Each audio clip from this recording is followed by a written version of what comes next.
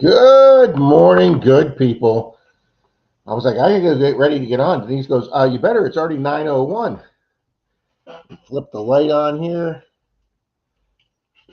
So there we are, good people. Good morning. Oh, that's as bright as my light will get this morning. All righty. Let's see who's all here this morning. Mr. Charlie is still up at Florida Hunt 10, and Tommy River Sticks, or Van Life Adventures, whatever his new channel name is, has got a permission for this morning, so they're heading out to that permission. So I got stuff ready solo. And why isn't my sound working? It is working. Okay. Good deal. Good morning, Happy Chappy. Good morning, Tom. Lucky James Eller. Good morning, Tom. Good morning, Happy Chappy. William E. Good morning, Full Half. Tom Kingery. Good seeing you yesterday, sir. Wish I could have seen you longer if I was there, but I didn't get there till later. Morning, Silver Assassin. Old Palone. Keegan. Chris Bark. Good morning, Chris Bark. Went out with a little group yesterday, pulled my very first Civil War bullet, 69 cal. Congratulations. Great feeling finding a Civil War bullet. I've only got one that's been unfired, and I found a couple fired ones with Charlie up in Tallahassee. Good morning, Gregory Gibson.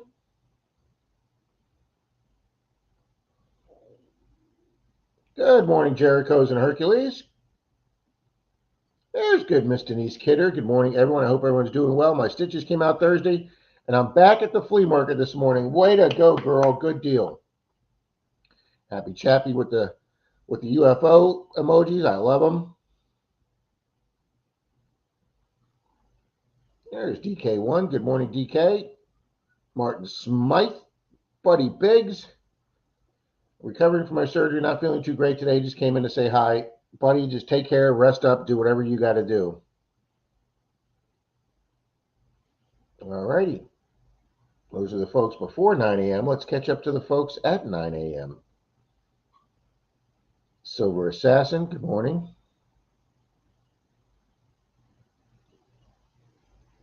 Ooh, Happy Chappy's trying to talk his son into going be his video guy and film some digs. Yeah, Denise won't be my camera person because she knows if I ask her what she does it one time, I'll want to do all the time. So Denise won't be my camera person.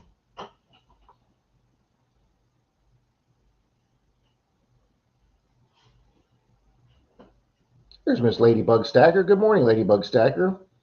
Like I say, James is here. Iron Antler, Beard. William E. I'm probably repeating myself here. Good morning, Treasure Hunter Neil. I hope you're on the mend to recovery too. Jack Felmy Jr., good morning. Oh, I thought you were bringing me aspirin. Here, hold on.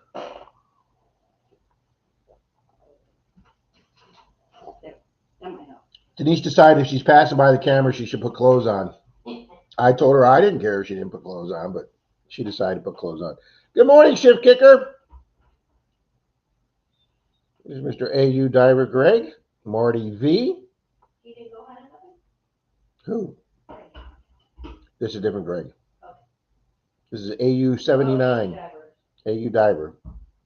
Guys, I'm telling you, she's got all the names behind the scenes.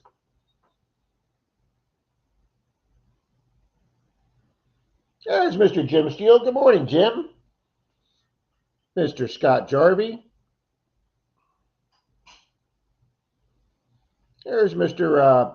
Chris. Oh, he got a bucket lister yesterday, 69 mini cal also. Congratulations, Chris.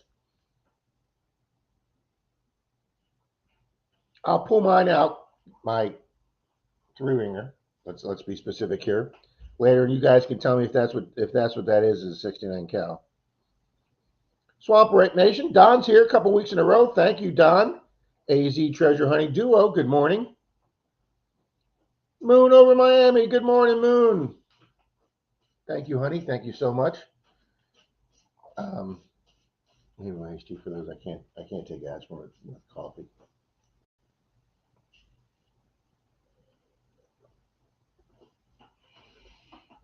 Thank you. There we go. Better life through modern drugs. All right, make the camera a little less blurry. Oh, that's worse. There we go. You want this light on? There's Robin focus. Yeah, please. That would help. No, not much is going to help me this morning. Anyway, there's Mr. I. M. Zaxxon. Mrs. Candu, good morning. There's Frankie, Mr. P.D. Sandinger. Welcome, Frankie. Good morning. AZ Treasure Hunting Dude. JP Lawns is here. Good morning, JP. Monty the Full Half is being said hi to by Greg. Oh, my light just got brighter. There's Miss Mandy's Candy. NorCal.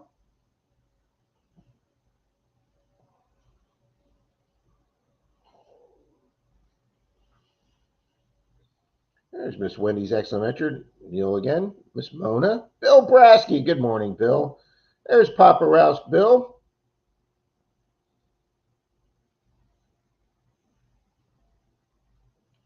Jericho says, I'm here. Let's party. Absolutely. Oh, Chris Park was me, Rob. Sorry. You guys are starting me off laughing already this morning.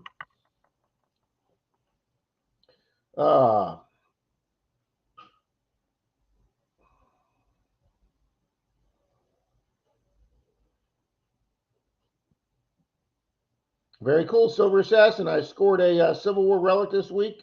Video out in a few days. Congratulations, Silver Assassin. We will check that out. Miss Little Penny Coins. Good morning. Gold Sniping Farmers here. Good morning, Gold Sniping Farmer. Silver Wishes. Good morning. Miss Melody Price. Good morning. Your winning $1 Chinese giant silver coin was given to your husband yesterday. He has that for you to give to you when he gets home.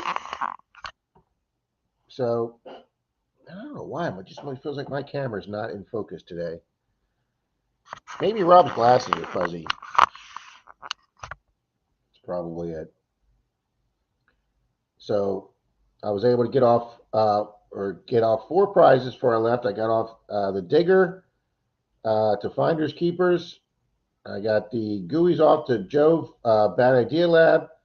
I got off the I just said the GUIs, and then the pouch and the gloves kit to Grease Monkey, and then I took the big Chinese silver dollar coin with me to Brad. Melody Price is his wife, which I did not know because I didn't know Brad's last name, Alpha Ninja.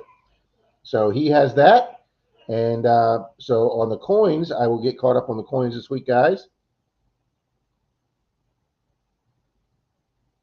I'm not traveling anywhere this week. 2 weekends in a row was quite enough. Morning, Keegan. Javier. Trying not to miss anybody here. Oh, Jericho says, good luck to everybody in the race. He's got a long day. There's Mr. Dan B. Chilling and growing with Dan B. Good morning, Dan. Blistering Barnacles, good morning. Lance McWilling. Outcast Metal Detecting, good morning, Lance.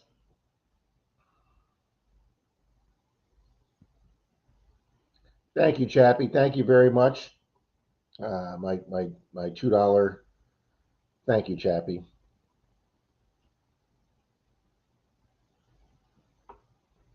Yeah, Neil says I'm wonky from the drugs. Neil's recovering from some major I guess breakage. There's Adventures with Pat Paul. Good morning, Pat Paul. Relic Reaper Don. Good morning, all. Going to be in and out, but hit that like and show these guys their love. Thank you, Don.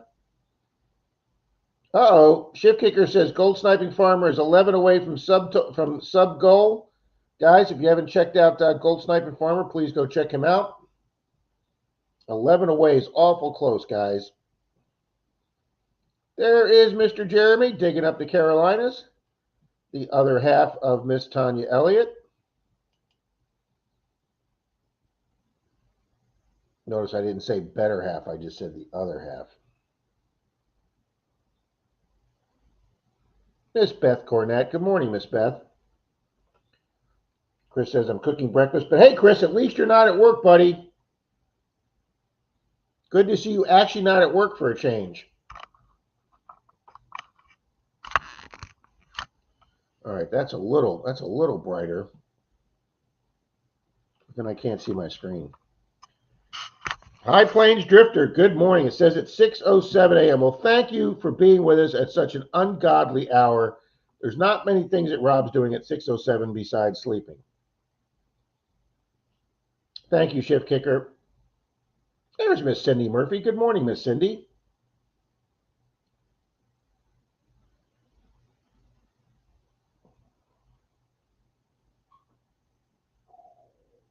Well, I'm only 4 minutes from getting caught up. Good morning, Mr. Scott Jarvie.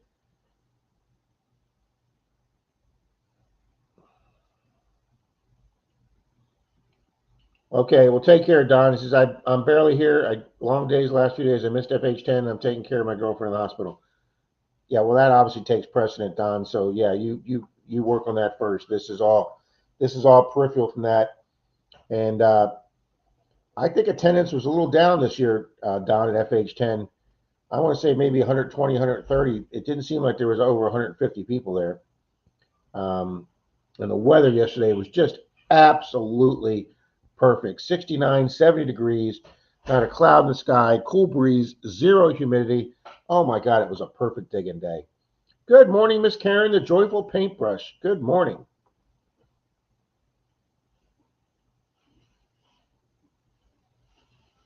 My light keeps getting brighter and lower, honey, depending on what mood you're in. Good morning, Wayne. Expressions of the Outdoors. Good morning. Gregory, I'm only going to talk about that because he brought it up first. I wasn't. I'm not super best buddies with Tommy. We've had our differences in the past. We get along now, and but I'm not going to embarrass anybody on screen that doesn't have it coming intentionally.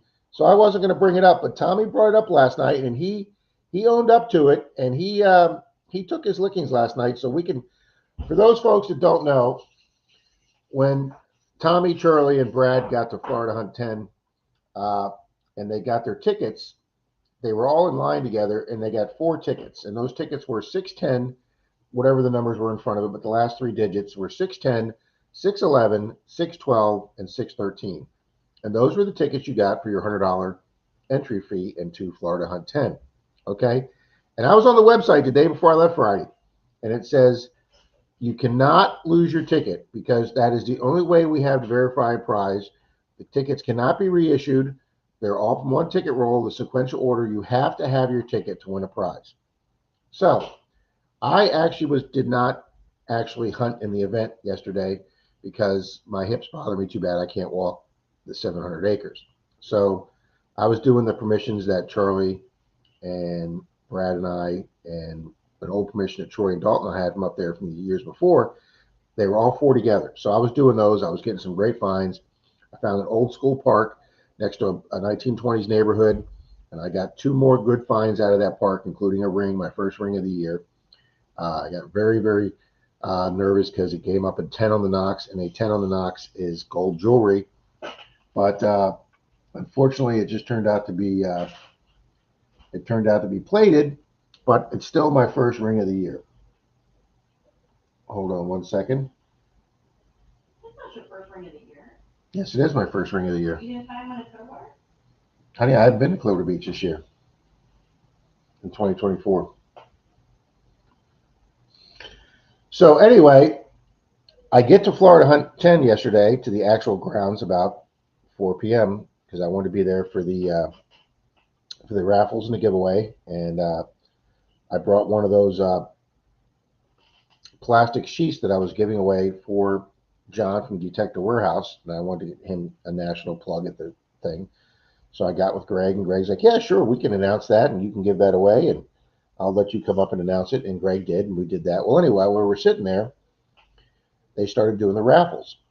and they had all kind of great prizes, and there was different companies that gave different raffles. Some raffles you had to buy, uh, but you had your regular red tickets you got for paying to join the event. So Charlie had all the tickets.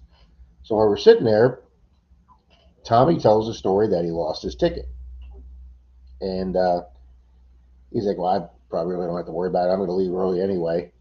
And about 45 minutes before the end of the event, Tommy left, and they were still calling out prizes, and they hadn't given out the best prize yet. They had 5 metal detectors, maybe 6, I think.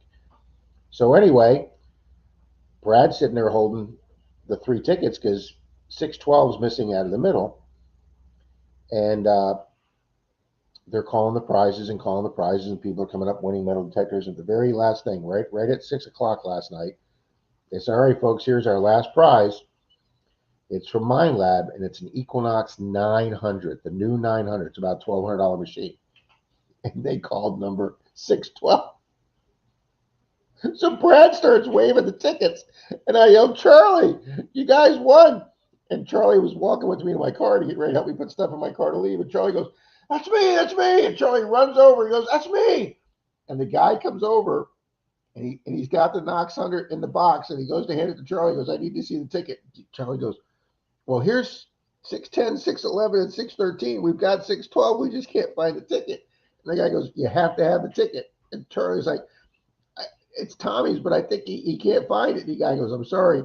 You have to be able to show the ticket." And they took the detector and walked away, and they pulled another number and gave the machine to somebody else. So Charlie goes, "Tommy's never going to believe that they called his number and won the ticket." So we were all standing there, and Charlie calls Tommy, and Charlie says, "Tommy, you're not going to believe this." And he says, "What?" And he says, "They called ticket 612." And he goes, "No, they didn't." And we go, "Yeah." We both said on the phone, Brad and I, "Yeah, you won an Ox 900. He goes, "Well, what do I do to get it?" And we go, "You're not going to get it. You couldn't produce the ticket." And he goes, "Well, I got to tell you guys something." He goes, "What?" He goes, "I found the ticket. It's here with me at the house where I'm staying." And we're like, "Well, that doesn't do you any good here, Tommy. It has to be present to win." "Well, I'll call Greg. I'll let Greg know." I said, "You can call Greg." I said, "They've already given the machine away to somebody else." So he showed on the stream last night, on Charlie's stream, he showed a picture of the ticket with him at the house where he's staying for the event. And he actually found it at the house. He lost it for Saturday, and he left it at the house. And he lost a Knox 900 yesterday. So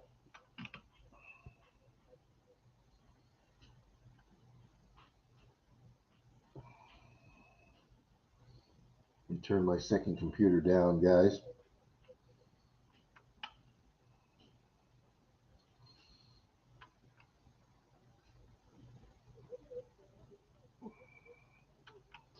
Hang on one second, please, guys. All right, I just turned your sound off on you.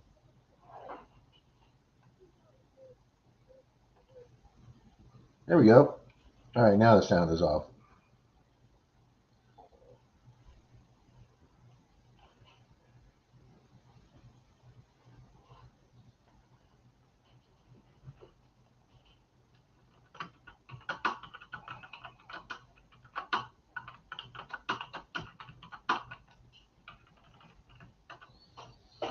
Weird, I just sent you a Facebook message.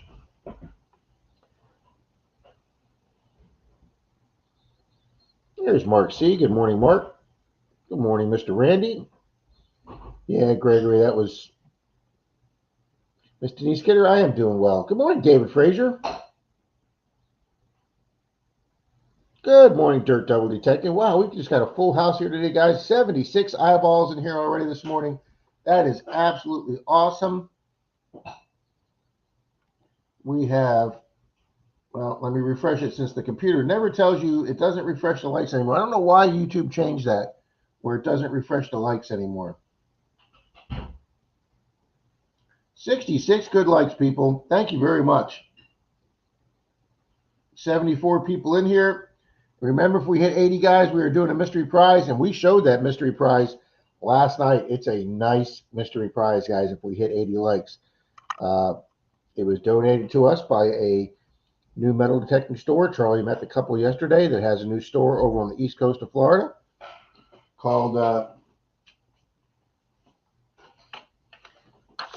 Digging It Detectors. Yamil and Leilani Rodriguez just opened up a new store over there on the east coast, the Space Coast, Treasure Coast, you want to call it. And they were at Florida Hunt 10 yesterday, and Charlie and I gave them some stickers. And they gave Charlie and I a beautiful item, and I'm donating mine to the stream today.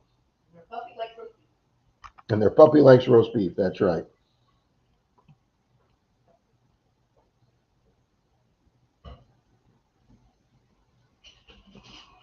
Angie and Rick, good morning. Time for a bacon, cheese, and Dorito on toast sandwich. You had me. Yeah. Denise said, "Oh yeah," but you had me up to the Doritos. I'm not a big Doritos guy. So, Tin Man Magnifishing, good morning.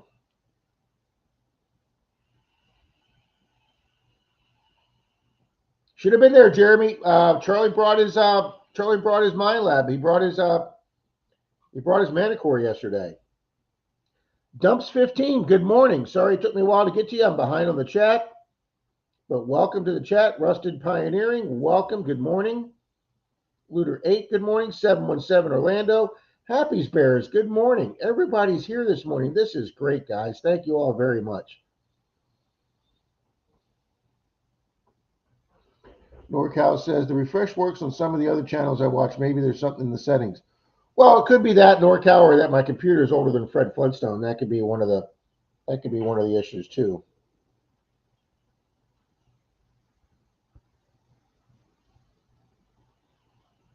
But guys, it was a beautiful weekend up there. Well, it rained a little bit Friday afternoon, but that passed us by, and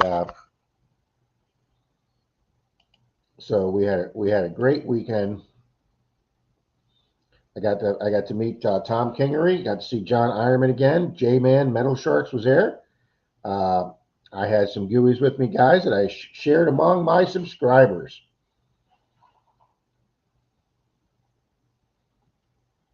AZ Treasure Hunting's thanking everybody for getting them to 200. Congratulations. Another milestone. Rob Stalin with the Grogu shirt. Yeah, I haven't worn Baby Grogu in a while, so I pulled him out today.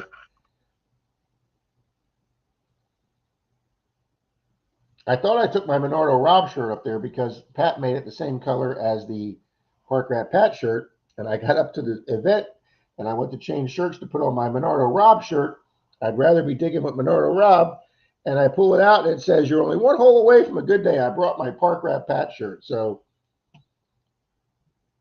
but it was good seeing JoJo Groney was up there with his cousin. Bob wasn't there. I mean, Bob was there, but I didn't see Bob. But I got to see JoJo Groney from the Groney Boys. Happy Joan Riggs Swifty. So, I got to see probably about a dozen people that I either knew or got to meet.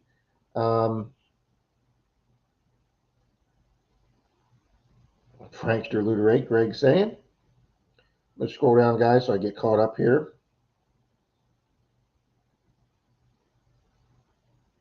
Why not? Lucky James Eller. Lucky James Eller, guys, just got the Garrett H300. He said, "I've got so many detectorists sub to me. I'm thinking about going live with the Garrett H300. Why not? Give it a shot. I did try one live from Clearwater Beach, and that turned into an epic fail.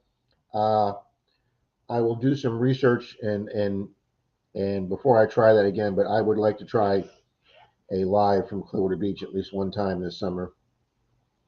So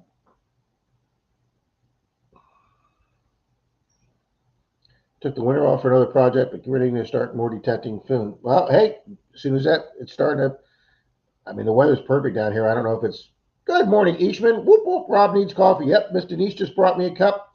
Thank you, Miss Wonderful Denise.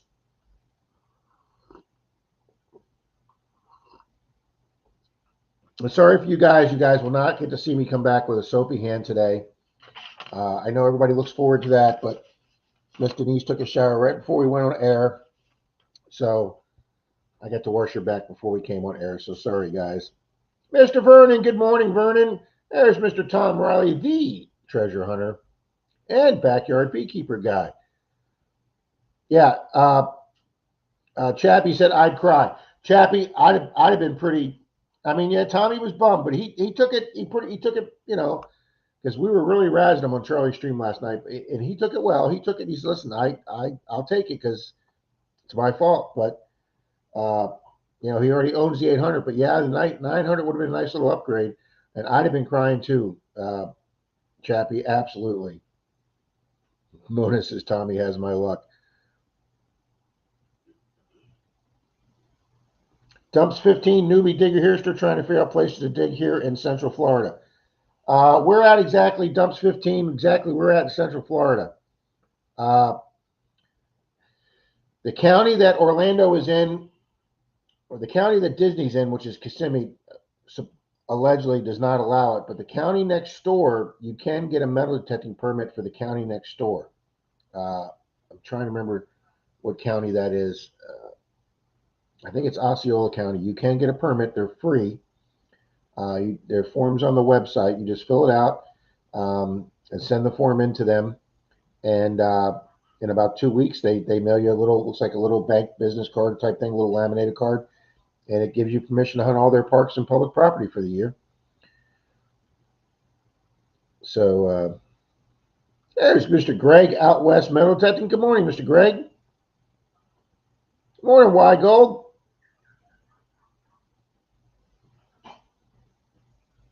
Joke for you. Go ahead. I was mugged by 6 dwarves last night. Okay. Wasn't happy. She's telling me her joke of the morning. Said, okay. She says, I was mugged by 6 dwarves last night, but I'm not happy. No, what? Wasn't happy. But it wasn't happy. So he was not the dwarf. All right, hold on. We're going to have a surprise guest come up. And this is for Mr. Beard. All righty, sir.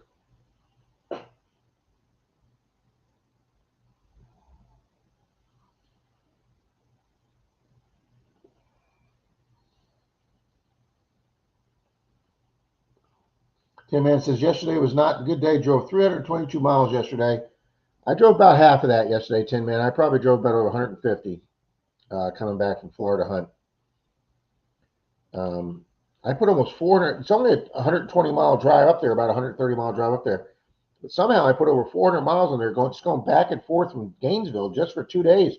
Hotel to to get together, and the hunt sites we had, and then driving around looking for a hotel. That was a whole nother.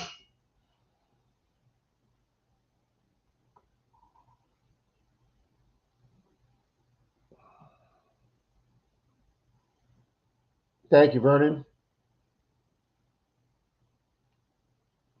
Yeah, Neil, I imagine you do, buddy.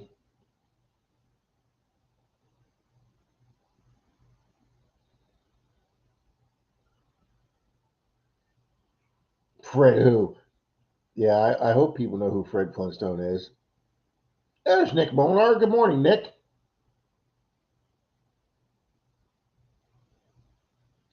AZ, I'm not sure how those work. I know I saw the headline that YouTube, they give us the updates, and I saw that, and I saw Shane Ohio River History did one Thursday night. He did a vertical live stream like you do your shorts. People are trying those now to pull in people from the feed. I don't understand what that means. Does it allow you to do something different that you didn't do? I didn't read up on it. I just saw the headlights. Well, Fairy Dust, I just have my PC right there that you can see. I've got the stream on my second one, and then I've got my laptop that I'm right here on. It's a Dell laptop. It's a lot newer than my PC. My PC, my laptop here is the one I take with me on trips. This is the one I streamed live from Orlando. This generally works pretty good. The camera feature does not. The computer's camera does not like. That does not like StreamYard, so that's why I have to have this external camera, which is nicer because it's a high def camera. Oh, there he is. Morning, Rob. Mr. James. Morning, all you fine folks out here. I want you to know, sir, that it's been so long since I did a stream by myself by not having a co-host to bounce off and hear, you can't hear yourself. Yeah. So you don't have any feedback of the person next to you that they can hear you. Hi, Greg. Yeah. Yeah, I know it's kind of hard sometimes. I will be doing a live and we'll have a guest lined up and then they can't make it. So, hi, Joe. You're just kind of like, oh, okay. Wicked Digger does good, though. Reading off. Andrew and Rick, I'm not sure exactly where you're talking in Central Florida. My version of Central Florida is the Disney area, Orlando. Orlando's got a lot of old sections, a lot of historical sections, and they have a lot of curb strips with sidewalks. And Kissimmee, which is a smaller town just to the northwest where Disney actually is. Disney's actually next to the city of Kissimmee, not in Orlando. A lot of people just associate Orlando, Disney. Universal Studios and SeaWorld are actually in Orlando, about 10 miles down the road. Disney's actually was built on a gazillion acres out in farm pasture outside the city of Kissimmee. But the city of Kissimmee allows metal detecting. Okay, they are metal detecting training the city. They also have an old historic district that Dalton and I have driven over there, and then I've met Deej over there one time, and we door knocked and we got 5 permissions, and I pulled 2 Mercs that day. She pulled an old suspender clip. We got an old toy soldier. So there's plenty of sidewalks and curb strips and parks in Old Town Kissimmee. There's a lot of other older towns around there. And there's an area outside of Disney. I can't remember the name of the town, but they have like 6-foot curb strips. And I got a World War II paratroop wings from World War II that you get when you complete I got them off a curb strip. Some great places you can hunt there in Central Florida, Angie and Rick. That's something that I find unusual. Even around here, you can go to this town and the curb strip's 2 feet wide. The next town over, it's 12 feet wide. Then the next one is 6 inches wide. It's like, yeah. When I was driving through Gainesville yesterday, some of the areas where the curb strips were only about 2 feet, I guess the city decided they were finally tired of sending out an entire mowing crew to do 2 feet. So they just took the red bricks from the old roads and they just filled in that 2 feet. So now from the curb of the road, you got 2 feet of red bricks and then the sidewalk. So they completely eliminated all their maintenance, which saves them a crap load of money, but it also eliminates, more curb stripping you can find. But Gainesville had several areas where they had like 3 to 4 foot curb strips.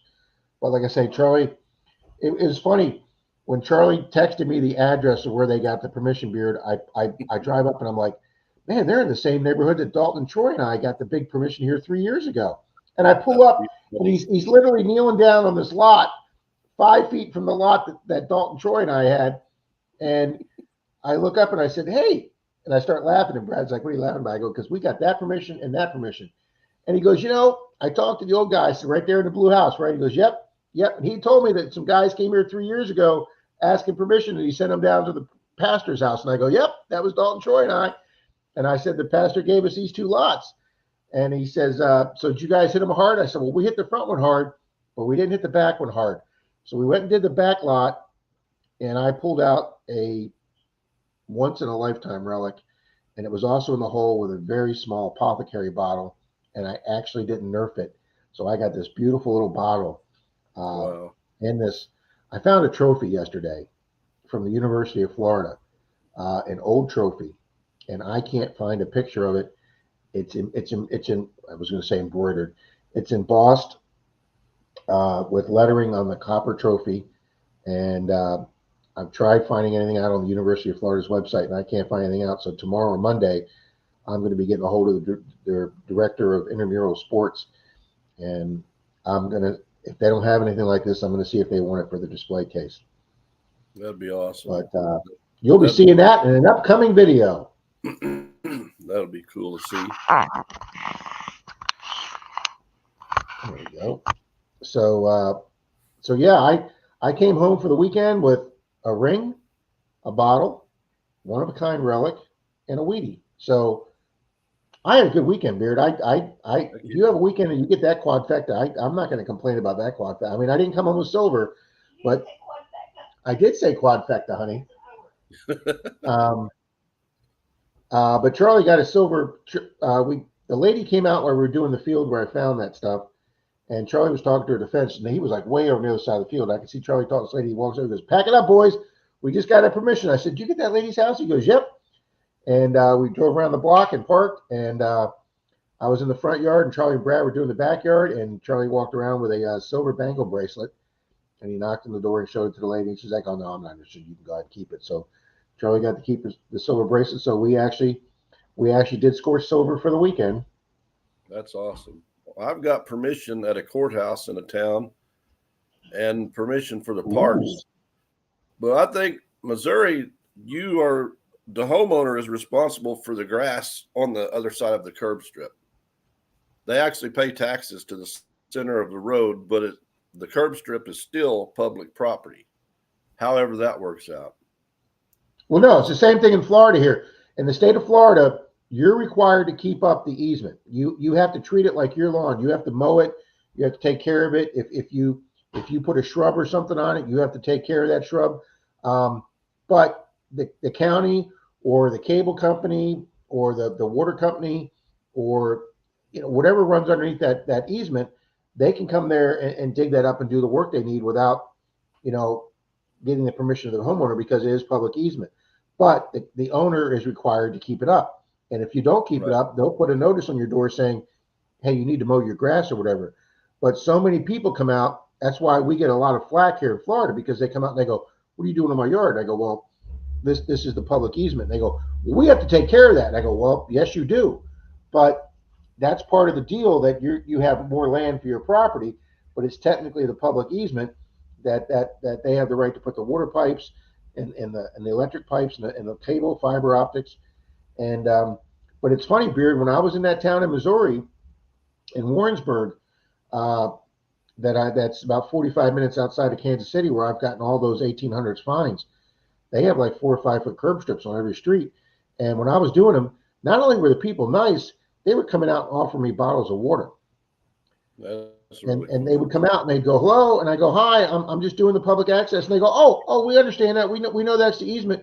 Would you like a bottle of water?" And I'm like, "Oh my gosh, these people are so much different than Florida." Yeah. And then they would come out and they would give you the water and they'd say, "Hey, when you get doing the front curb strip, come up and do my yard. I'm dying to see what's in my yard." Oh my gosh, they were so nice in Missouri. Yeah, we're going to go back to that courthouse and we're going to go and talk to the mayor or whoever we need to talk to. Even though we've got permission, I just want to be able to go to the police station when we go to do curb strips and say, "Look, we got permission from the mayor. It's public property. We can legally do the curb strips. So if you get a call, that's what we're doing, just to save any headaches." And I'm not going to Now argue with it's funny anybody. when We'll just move on down, and it's not that worth when I was heading up to Kansas City with that U-Haul that I was paid to drive across country, and I hit the 2 courthouses there in southern Missouri. Uh, I hit them, and it was one was a Saturday and one was a Sunday. So obviously you're not going to go to a courthouse when they're open. And both of the old style courthouses are in the middle square, which a lot of them in Missouri are. Well, a lot of them across the country are. And attached to the back of the courthouse is the sheriff's office. And then next to the sheriff's office, or the next building over, was the local city police station. So on both courthouses, I must have had at least a half a dozen cruisers drive by me, both the sheriff's office and the city. And they just went by me, threw me up a wave. I mean, everybody's so nice up there, Beard. Yeah, one of the courthouses we got permission for is like a city courthouse, and then we also have a county courthouse that we have permission on. And we've only done about half of it. We need to go back there too and do that. What's the age range on them? The county courthouse was back in the 1800s because during the Civil War, both sides took turns at using this building. I mean, it's been remodeled since, but we found Civil War relics in the parks and the area around this courthouse. So it's back in the 1800s. The one with the city, I would say probably 1880, 1890. Wow. I have found some Wheaties at that one, but no silvers yet. Well, the one that I did extensive videos on both of them, and this was kind of just when I was starting off on Monday Digs. Uh-oh, you lost Beard. I'm still Those here. two courthouses. Oh, okay. Those two courthouses in Missouri were two of my best days ever metal detecting. The one courthouse I got seven silvers from, and a vintage gold ring, and the three ringer. That all happened on one courthouse, and then That's the awesome. other courthouse, I got all within a 20-foot section. I got four barbers. I will probably never in my entire life ever have a four barber day again.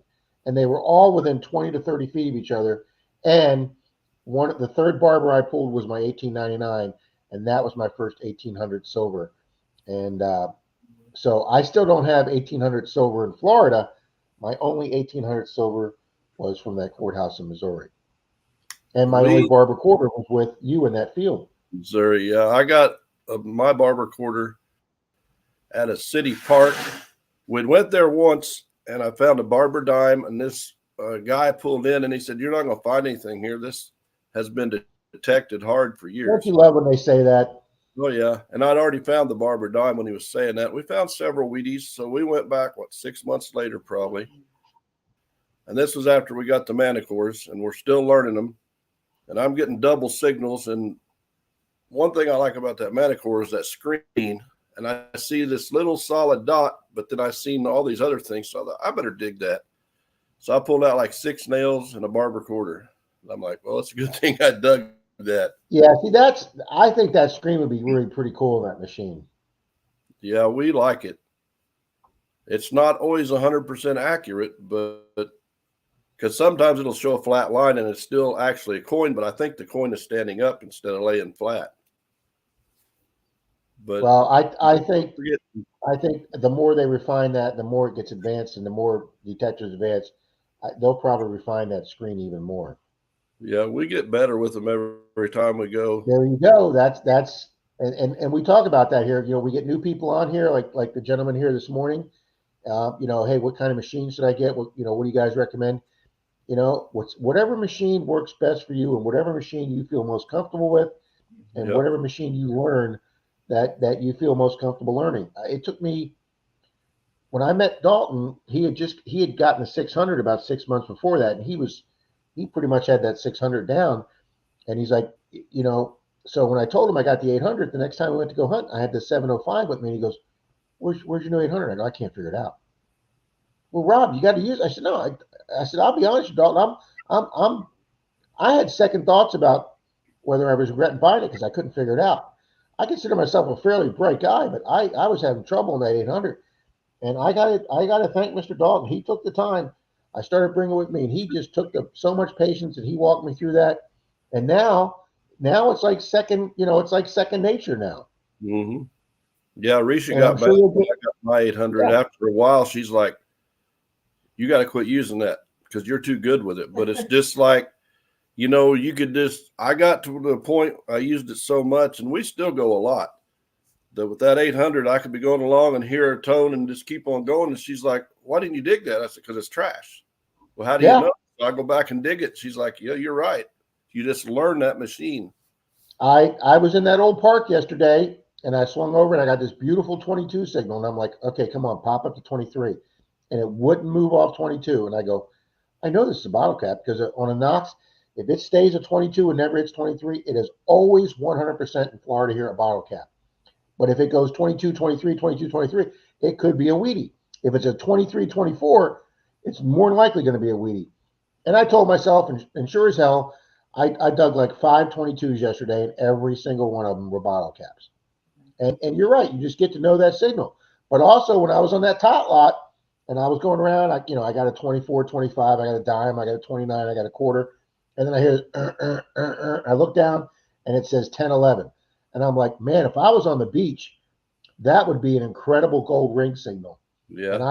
I dug through that wood chips on that tot lot, and on my second shovelful, I saw something shiny come out in a big clod of dirt, and I'm like, oh, please be a gold ring on a tot lot. And it turned out to be a gold plated ring. but it looked like it had some age to it. But yeah, hey, I will take finding a gold plated ring any day of the week. Yeah.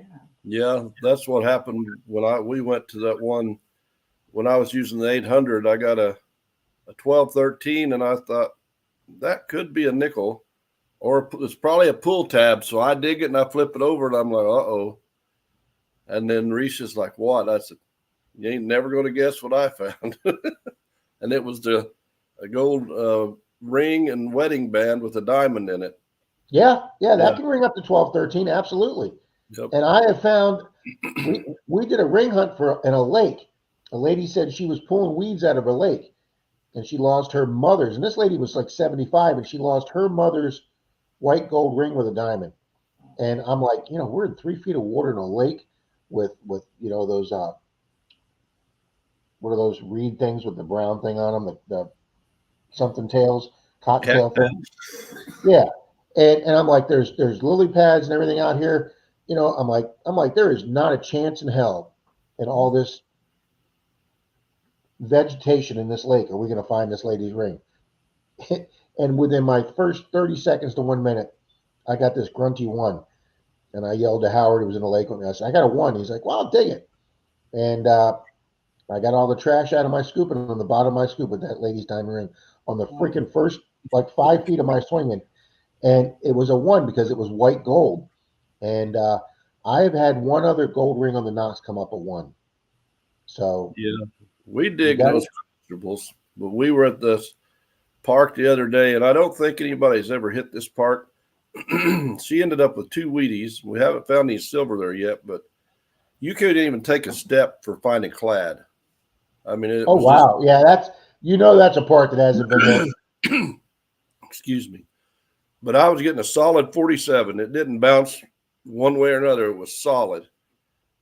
And Reese is like, it's probably a ring, knowing you, and I said, that's probably trash. Well, I dug it. The video will be out, but it had a gold color to it. Hi, Miss Risha. Hi. Silver Paws says, just stop it and hit the like button. I have a bad migraine going back to lay down. Oh, please do, buddy. I feel for you. I hate having a migraine. Mr. Henry Sawyer says, I might have to get out the tech today. Good morning, Henry. There's Nick Moeller saying hi to everybody. Greg's asking John, Charlie's brother, if he's coming out to California when Charlie comes. I can't answer that. I don't know. Yeah, Angie, I'm sorry I missed you guys Friday. I was actually on my way out there to the meet and greet on Friday. The time I got a hotel room, I was so tired.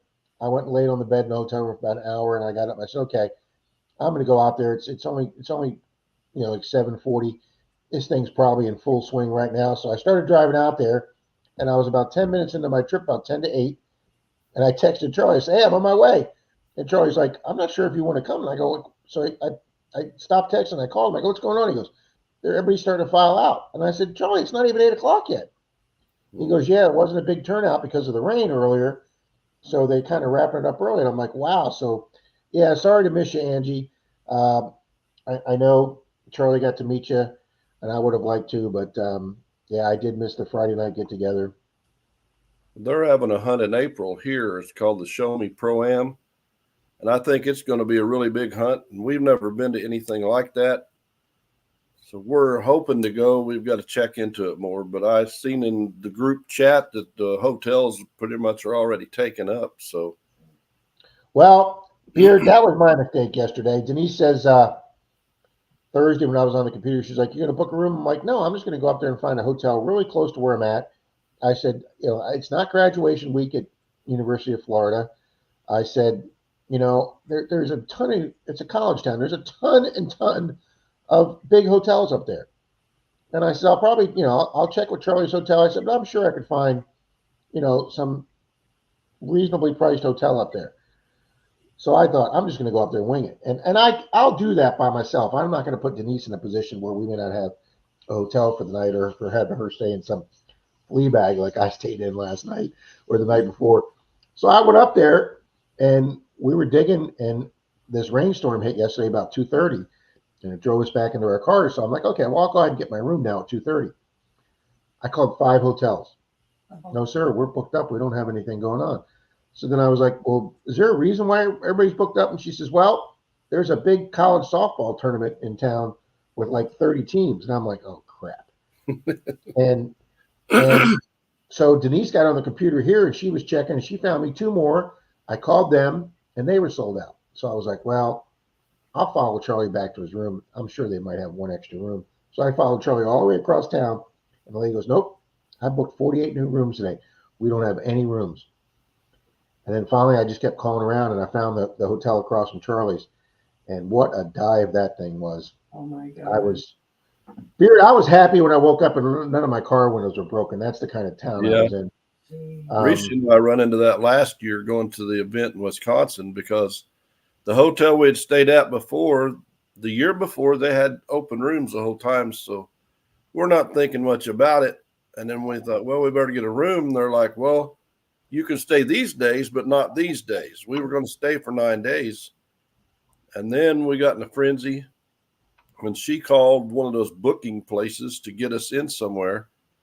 And they're like, well, I have this room in this hotel. Okay, book it for us. By the time she would say, try to book it, she's like, well, it just filled up before I got on there. And finally, Risha said, okay, I'm done. And she hung up. And there was a hotel within 200 yards of the hotel we'd stayed in the year before. And luckily, it had all the days we wanted. Nice. They're like, well, we could stay in this hotel for 2 or 3 days and go to the one we stayed the year before. I said, I don't want to move all of our stuff. We just no, you don't want to do that. Show Me Treasure Chris said he's going to that event. I'll need to talk to him a little bit more. Yeah. There you we go. would like to go. Good morning, Martin Bishop. I guess if we have to, we can camp in the truck. I don't know. There's campgrounds around there. I'll throw Risha in the creek somewhere and scrub her head with some soap or something. Good morning, Orlando. Mona says, I wish I had a Denise. Mona, I hope you find your own Denise. She's a wonderful partner, Mona. Morning, Danny boy. Morning, Danny boy. But I know some of the prizes they're going to give away was like a Civil War canteen and all kinds of cool prizes. So we'll have to check into that because it's getting here pretty quick. Yeah, it's April something. The thing is, I've noticed when you get older, a year isn't very far away anymore. Well, I will tell you, James, as I get older, it's amazing how much smarter my parents have become. Yep.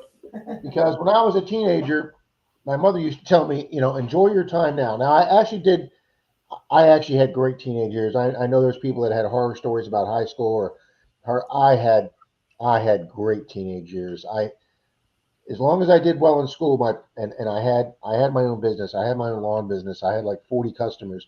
So when I was a teenager, I was actually making more money as a teenager at some point in my time than I was in my 40s. But I was a very wealthy teenager. I had tons of money in my pocket. I had a hot rod. I had my choice of girlfriends. Teenage life was really good for me. So I remember my mom telling me, you need to enjoy these teenage years of life because these are going to be some of the best years of your life. And she was right. But she also said, the older you get, the faster times goes. And I couldn't appreciate that at 16 or 17. But now that I'm 60, time goes a hell of a lot faster. Oh, yeah. And it comes at you faster. And me and my buddy, when we drive up to Bowling Green to the races every year, we have that 12-hour drive. We try to solve all the world's problems while we're driving up there. And we've discussed that. And I think is because when you're young, you don't have any experiences. You haven't built up life experiences, so you don't have a time frame to reference them in. But as you get older, you have all these past life experiences and all these events that have happened throughout time that you were part of and that you were witness to be on this earth for. So there's a lot more time behind you. So it seems like the time coming at you is a lot faster as you get closer to the end of your life. And I think that makes a lot of sense. We've talked about that. And I think when you're a young person, you have no frame of reference. Yeah. When you're young, you're like, man, I can't wait till I'm 16 so I can drive. Yeah. It seems like it's forever to get to 16. And once you're Folks, 16, you're folks, like, it's all downhill from 16, okay? yeah, then you're like, I can't wait till I'm 21. I can buy alcohol when I'm 21. Then you get 21. The next thing you know, you're 40 and you're like, how did I get here? And then you're in your 60s and you're like, wow, that went by fast. There's a T-shirt on one of the websites, Beard, that says, how did I become the same age as old people? Yeah, exactly. I thought that was great. Exactly. And that's like our daughter. She will, when she was younger and I would get on to her for something, well, that's not right. I'm not going to be that way when I have kids and all this. And the other day she grounded Beard Light for something. I said, what are you doing grounding your son? Well, he did this. I said, yeah, but when you were a kid, you didn't think that was right. She said, yeah, Dad, but she's like, I don't know how you put up with me, but you were right. Shannon Dalton says the dumbest thing I ever said is I want to grow up and get a job. Yeah, Yeah. I can't wait till I'm an adult and can get out of your house. that's And you're right. an So adult I out get of to the move house. out and You're pay like, all these bills myself. yeah. Yeah. Well, that was You the know, because dumbest Denise, thing I ever Denise could has have her done. cleaning business, and she cleans a lot of wealthy people's houses. And she's been cleaning some of these customers she's had for literally 22, 23 years, to where the kids that she's had were in elementary school, and some of them were even in preschool. And now some of those kids are graduating college. Some of them are actually getting married and having children of their own. And you know, they've stayed in contact with Denise, and they send her pictures of their babies. You know, and some of these kids, I remember when I started dating Denise, you know, we'd stay over if the parents had to leave for the weekend. They'd ask Denise and I to stay at their house and, you know, keep an eye on their 13 or 14-year-old. And then, you know, we'd stay there with the animals and stuff and feed them and take care of their house. And it's funny because you see these kids, I mean, and they had pretty much everything with very wealthy parents. And now they're out on their own, and they're like, I can't even afford a freaking roll of toilet paper. And they're realizing it ain't cheap to live out there. Yeah. Well, the other day, Risha and I went to this little restaurant to eat breakfast, and I was holding the door open for these two girls coming up through there, and this one gave me a hug, and she said, "Oh my God, it's so good to see you. I haven't seen you in forever." And I'm like, "Yeah, it's been a while." We go in the restaurant. A little bit later, she comes over. Can I sit beside you and talk to you for a little bit? I'm like, sure. I told Risha, I'm like, golly, I know that girl, but I can't place her. Well, come to find out, I hadn't seen her since she was like 8 years old, and she was, what, 32, I think. I'm like, no, you're supposed to be 8 years old. But she remembered me, you know, and it's just odd how you see somebody when they're like 7, 8, and the next thing you know, they're in their 20s and 30s, and you're like, okay, it was just yesterday you were 8 years old. I'm having trouble imagine my younger sister's little kids that I babysitted. The oldest one's now 32. I mean, yeah, my youngest son, his daughter's getting ready to turn 10.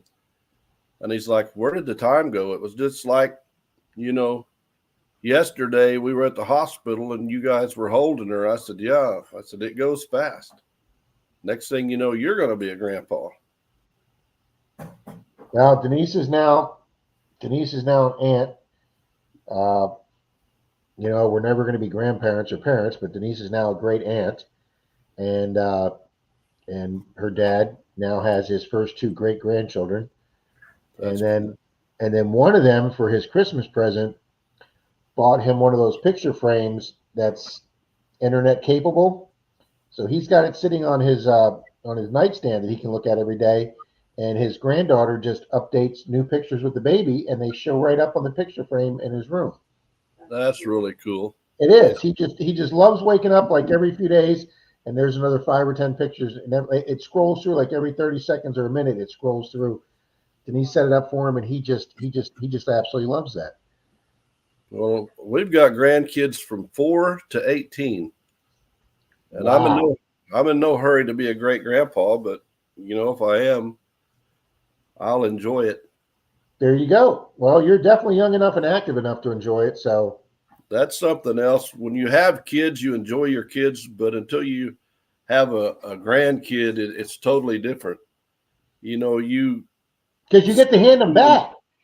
yeah, you seem to enjoy every little thing that they do, like their first experience of touching grass or touching a leaf or seeing a bug. You know, you just enjoy all those things so much more than, Well, or I did anyway, than I did with my kids. I enjoyed my kids and had fun, but you appreciate those little things more in a grandchild. You can see the joy in their eyes more, and it's just awesome. You have more time and patience. Yeah, you have more time and patience, and you can spoil them and send them home. It's not like you got to keep them, so that's an advantage. oh, Dumps 15 is in Hillsborough County. Okay, I'm right on the Pasco Pinellas line. Dumps 15. Hillsborough County technically does not allow metal detecting in their park. Technically, neither does Tampa. Some parks, the rangers and employees are very accommodating, and they don't mind you being there, even though it's technically against county ordinance. And they were very friendly towards you. They would just come over to you and say, "Listen, you know, and I know the deal, so please make sure you do very good plugs and cover up your holes." And then you'll have other ones that treat that park like their own little person or Hitler fiefdom, and they'll run your ass out of there as fast as can be.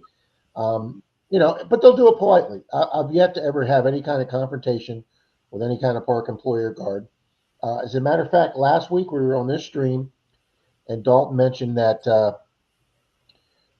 She Detector did a video in a park right around the corner from here that I've done numerous videos on. That's also it's got a small beach, and I've done several videos because it's only 5 minutes here from Denise's house. And she said she was asked to leave or told to leave by the park ranger because they're developing a certain section of the park. The county is leasing part of it to a restaurant. Well, I've been doing a lot of research on that. I didn't get over there last week because it rained 2 days in a row and it was like 40 degrees.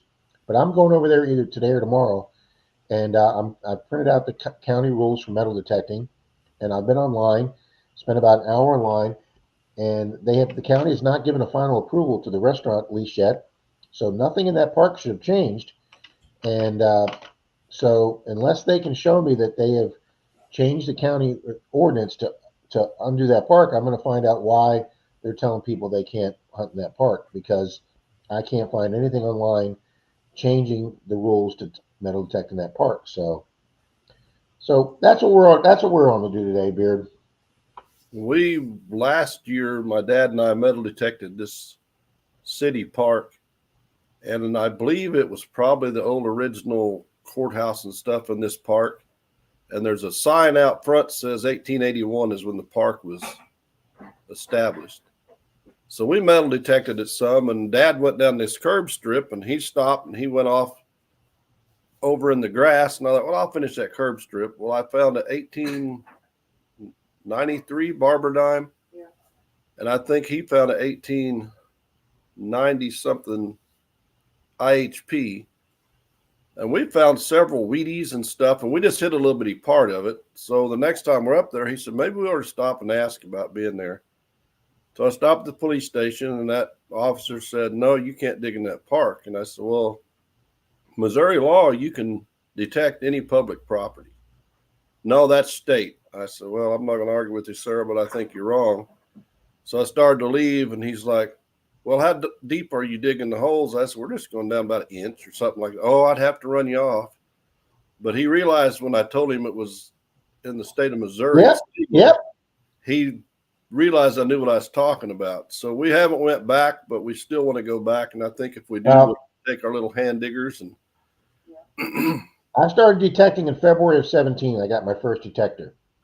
And I went online to see what the rules were in our county.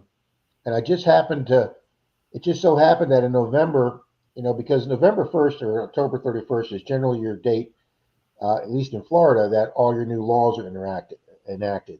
So that day on November 1st, which is 3 months earlier, the county had just decided that they were going to become a little more progressive, and they changed their county ordinance from no metal detecting allowed in parks to you can detect all parks, except that we have one historical park here they won't let us, but like the other 42 parks or whatever in the county, they changed it. So they put their new ordinance online as a new ordinance. So I printed it out.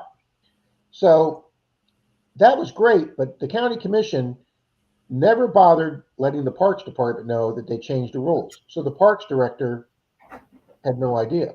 So I decided to at least get smart, and in my backpack, I printed off a copy of those park rules.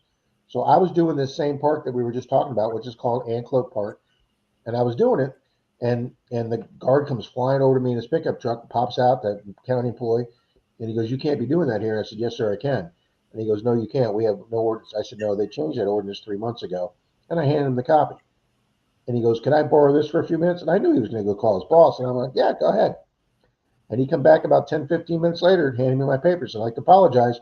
You have fun. And turned around and walked off. Nobody had bothered telling the parks department that they changed the parks rules. And I'm like, come on, folks. That's so I went to 4 different parks in the county, and I had 4 different county employees come over to me and tell me you can't do that. And as soon as I showed them that paper, and they made a phone call. And then finally, it took about a month, but finally they I guess they held a meeting, and they finally said. So after that, I just started having park rangers waving to me, and nobody's. And so now here it is, 5 years later, and she detector gets told she can't dig in this one park, and I'm going to go find out today why. Yeah, we got 2 big cities. Well, I consider a big city by us. Of course, our town, the population is 600 people. So, anything. I know you live out there in the middle of nowhere. But they first say you can't metal detect. So we called them, "Oh, you can metal detect, but you can't dig." And you got to get this. That's where they get you, the can't dig part. They can't stop you from detecting, but they can stop you from digging. And that's what happened to Dalton and I. I did a video where it says, stop by cops. And we were in this town, and Dalton had done, and Dalton's not a rule breaker. He's a very conscientious and rule following guy when it comes.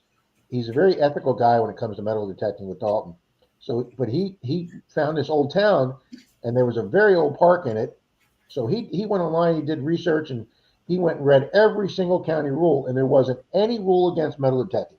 So we were down there metal detecting this place, and I already had pulled out an Indian, a deep Indian.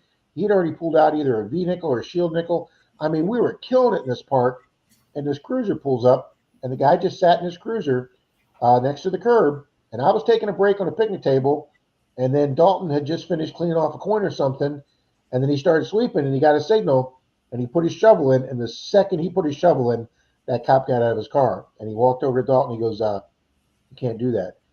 And Dalton said, "Sir, respectfully, I went on your website, and I've checked every single city ordinance there is." He says, "You have no rules against metal detecting." And the officer looked at him and goes, "Yep, but we have rules about digging holes in county parks, Yep. or city parks." And I said, and that's how they make themselves sound like they're very progressive, but that's how they get you. So when we actually read some of their rules, technically, you can't take anything off the ground or disturb the ground in any way. So some kid picking up a pine cone for his art project or taking off brown leaves off the ground for Thanksgiving, technically is no different than us digging a hole. But none of that's ever going to get enforced. Just us digging a hole is going to get enforced. Right. So he actually escorted us over to the mayor's office, and I got into a little tit-a-tat with the mayor, and she started pointing her finger in my face and screaming at me, and I was like, "Ma'am, I'm not one of your constituents or anything, but I don't take real kindly to put somebody wagging a finger in my face and screaming at me." I said, "You need to put that finger down and calm down a little bit." And they were not happy that we were calling them out on their stupid rule, because when I went to Missouri, took Denise's parents. I drove Denise's parents when they were getting older and couldn't drive, and I drove them up to see Missouri, family in Missouri. Her uncle took me to a park, and we went detecting. And then as soon as we started detecting, the ranger came over and said, "You guys can detect all you want. You just can't dig any holes." And I'm like, "Well, how the hell am I supposed to get the stuff out?" He goes, "Oh, you just got to look for surface finds." Yep. And I'm like, "Well, that's pretty boring." So we went to the next county, and we were over there, and the ranger came over. He goes, "Yeah, you can dig here. You can do whatever you want." He said, "But before you leave, you have to see me, and you have to turn every single thing you found into me." I'm like, "Well, why the hell would I want to do that? Why am I out here making 68 cents, and I'm handing it to you?" Yeah. Well, They have weird rules in Ohio. We went to a park one day, and I'd called that city hall, and this town was back in the 1860s is when this town was founded. And so we went to the park detecting. I'd called the city hall. They said, yeah, no problem.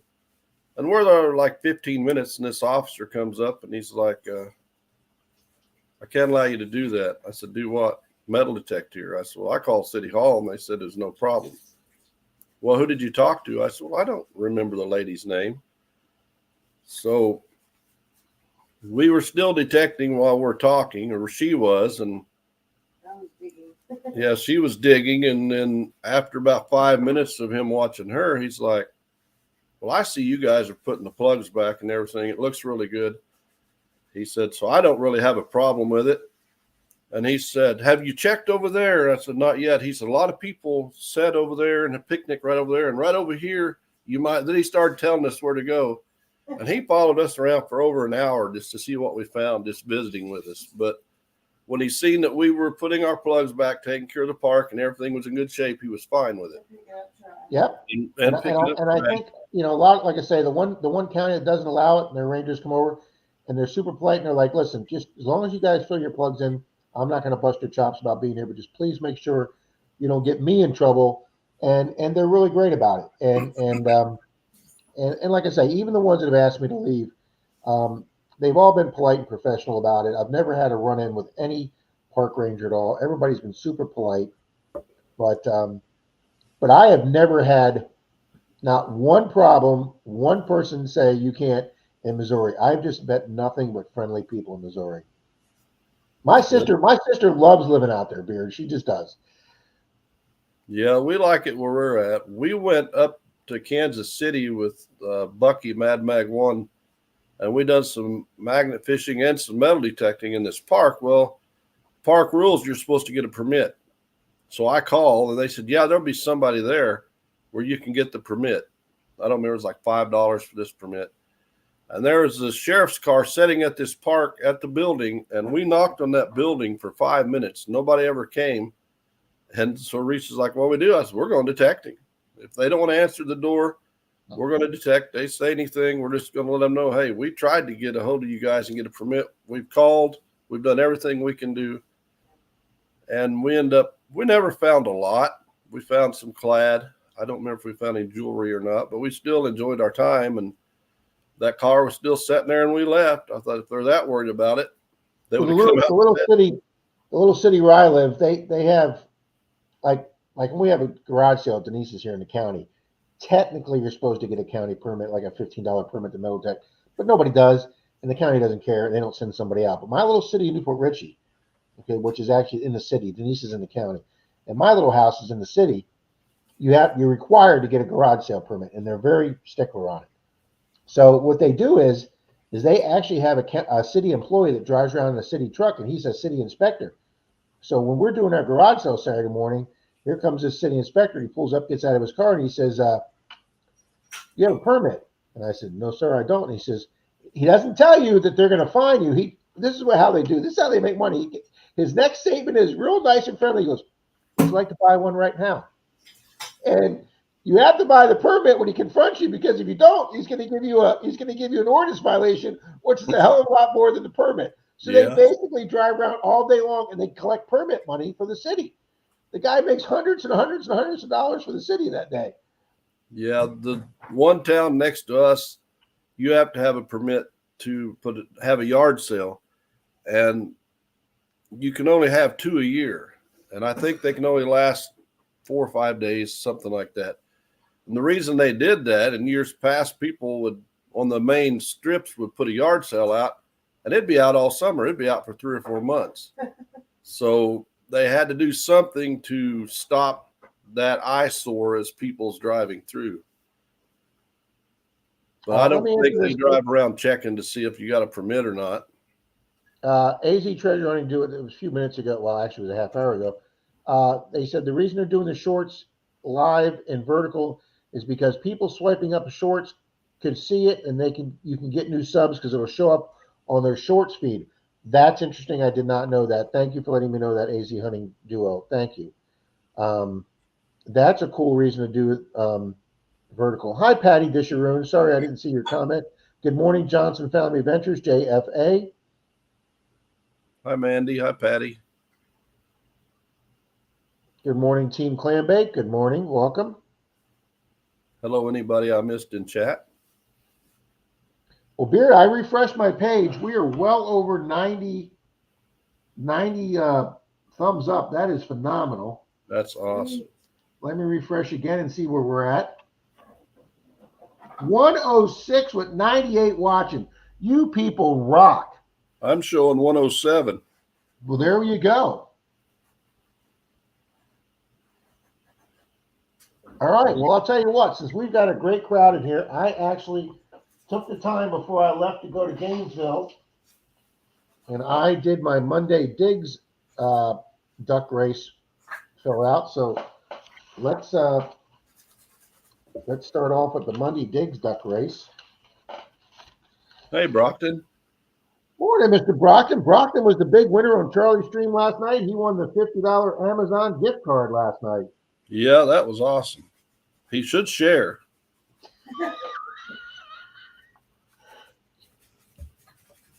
Hi, Larry. Hello, Bells. Petey. Well, hopefully we can start getting in and viewing more Monday Digs videos. Can we go back there today? Back where? Where you and your dad went? Where do we go? Where you were talking about on there? That's in. Yeah. I want to go.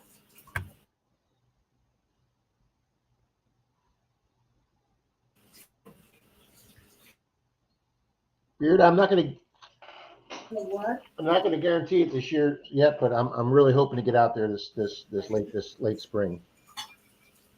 If you do, let me know.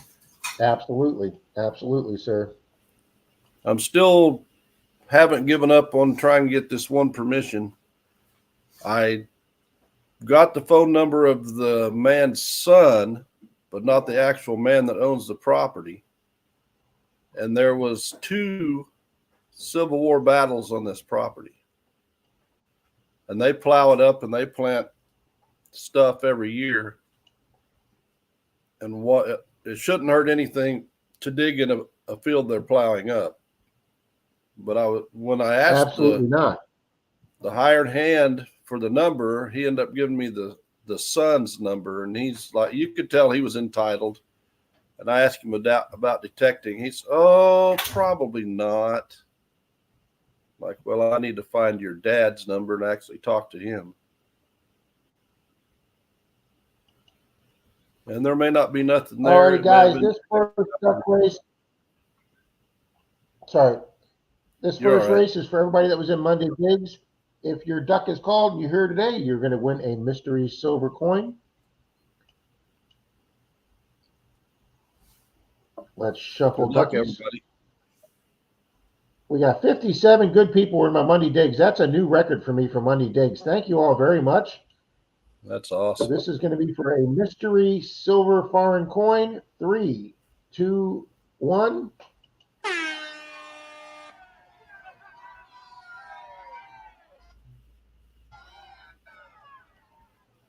Well, I see Venture Delow in there. Yeah, we had a good turnout for Monday Digs crowd. Yeah.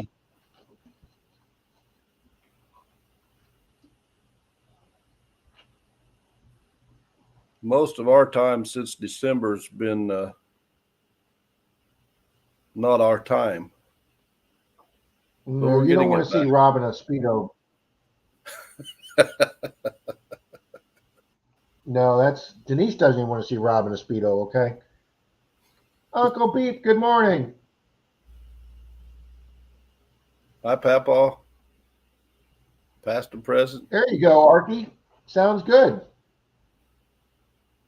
So now when I go through Missouri, guys, I will come from the south so I can see Beard up in southern Missouri instead of cutting across the state.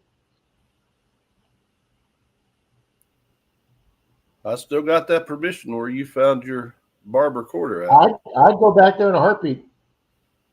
Alrighty, guys, we're at the 25-second mark.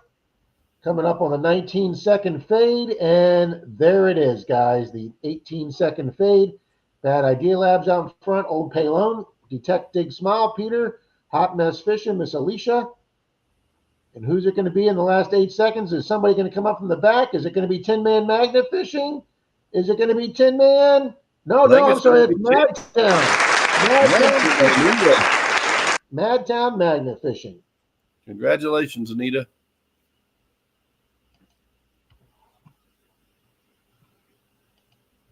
All right, is Madtown here this morning? I have not seen her. She works of the evenings, so she's probably still asleep. Okay. All right. Well, if she's not here, I thought Nash Landings was here. Nash was here earlier. Yep. Nash, are you in here? My wrench says he is. As soon as he leaves a comment, Yep. if you see it, Beard, let me know. It says Chappie check email, Nash Landings. There you go. Nash Landings will be getting, Says I'm here. boom. Congratulations, Nash. Yep, congratulations.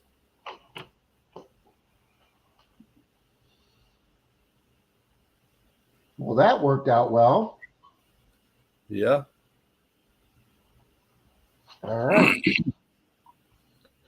We'll take the ducky race off the stream. James, I appreciate you coming here and helping out, buddy. No problem, buddy. Charlie got Tommy got a permission yesterday right near the Florida hunt, and it's on 100 acres, and there were supposed to be 2 late 1800s houses there. And so the guy said Tommy could bring 3 or 4 people, so he was inviting Tom Kingery and his wife, and I don't know if they were able to make it, and then he invited Charlie and Brad. So at least I think at least be 3 of them if Tom Kingery and his wife.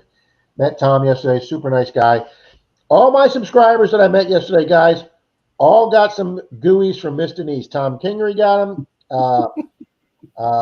J-Man, Metal Sharks got some. John Ironman got some.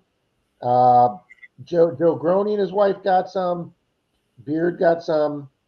I wasn't supposed to, but even Tommy got a couple. So yeah, guys, everybody got a taste of Mr. Denise's gooeys yesterday. Hi, BC. Larry Downing, good morning. Well, I think I told you before, but we got some friends in Wisconsin that one of the people he works for just acquired some property, and there was like a 1870s school was built on the property. And the guy don't know exactly where the school was. He knows the area the school was, but he told him he could detect it and bring us along. So someday when we make it back to Wisconsin, we're going to hit that. Outstanding. Nash, I can send you a sticker instead of silver, or I can just put a sticker in the package with you with silver. How's that sound, sir? And BC Treasure Trails here, Mr. Jason. Which Batman skips going to church? Christian Bale. Oh, he bailed on Christianity. Okay, I got it. That actually took me a second to get that one, Jason. Rob's a little slow this morning. Oh, but absolutely, Nash, I will put in a sticker for you. And if I can find one of Charlie's stickers, I'll throw that in there too. Wow, 717 Orlando says 110 likes. Well, since we've obviously blown by the 80 mystery prize Charlie for Mr. Charlie, and we've blown by 100, we will be doing at least two prize races this morning. Could I have some coffee, please? Yes, sir. Good morning, Miss Beth. Good morning, Alice. Good morning, Maria. Chappie said his favorite sites are old schools. I love old schools. I thought it said Tin Man Frankie, but it wasn't Tin Man. It was Madtown Magnet. I couldn't see the duck behind the writing, so it wasn't Tin Man that won. Hi, Paula. Yeah, it was Madtown that won. Hey, Joe. Thank you, Swamp Dog. I just saw that. Thank you.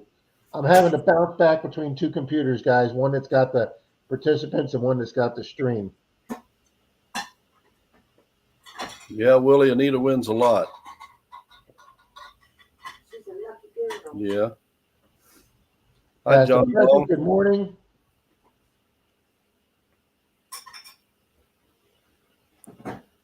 Fantastic. Boy, we're all over this. Yeah, BC, Anita won, but she wasn't here to collect. So Rob went down the list to the next. Archie, it is. Driving from the south up north is a pretty drive. Archie, you are absolutely correct. Like I said, Beard, was it 2 years ago or 3 years ago we got together?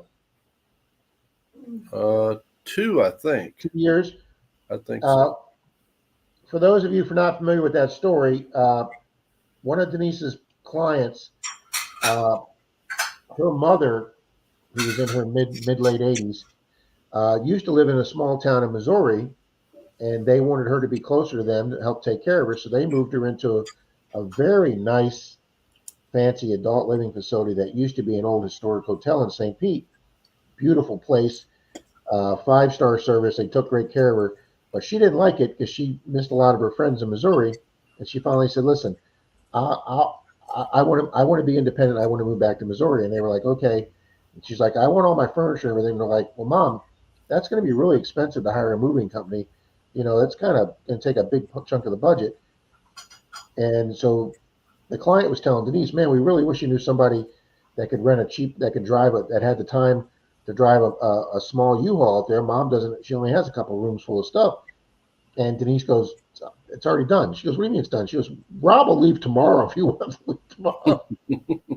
And they did. She called me up and she's like, "Rob, would you be willing to do this?" I said, "You just put me in that truck and I'll start driving." And they did. I went down to the adult nursing home in the middle of downtown historic St. Pete, this beautiful old hotel building they converted, and they hired a small moving company, and they brought 3 guys out, and they carried all her furniture down from like the 5th floor on the what do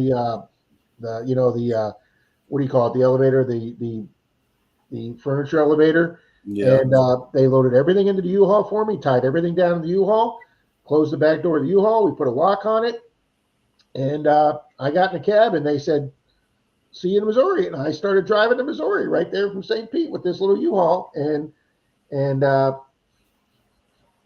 I got up there, and then, like I say, I also met Shane, and then I met you. Shane and I stayed together for a couple of days, and we hit some areas in that town I was telling you about. We got to hunt with you for a day and meet you and Risha and your dad, and that was a really fun day. I'd go back to that big church field in a heartbeat.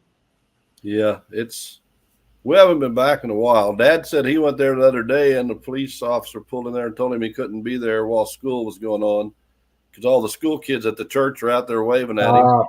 Okay. But he also asked him what he was doing there from, New Madrid or something, and Dad said, "I'm not from New Madrid."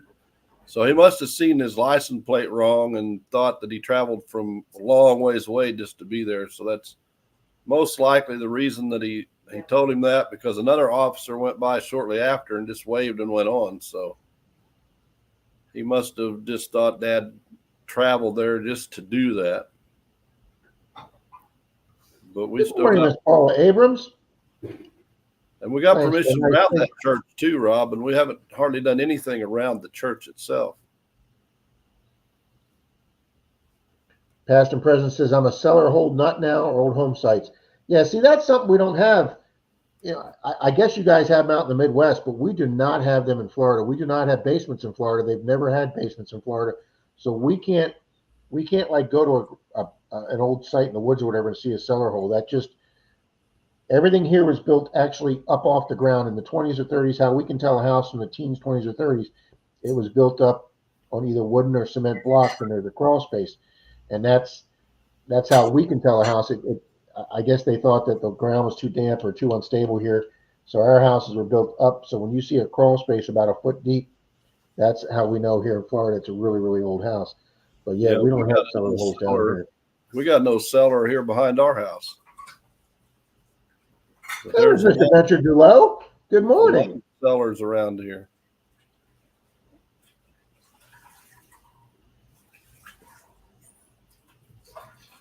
Wow, passing president says I haven't hit a park or a standing building in over a year now. Bells, I didn't actually hunt the grounds at Florida Hunt 10. Um, the 700 acres they have there, Bells, I knew my hip wouldn't allow me to walk that far. And even though they have some golf carts or tractors that'll take you out there, I have trouble standing for long periods of time.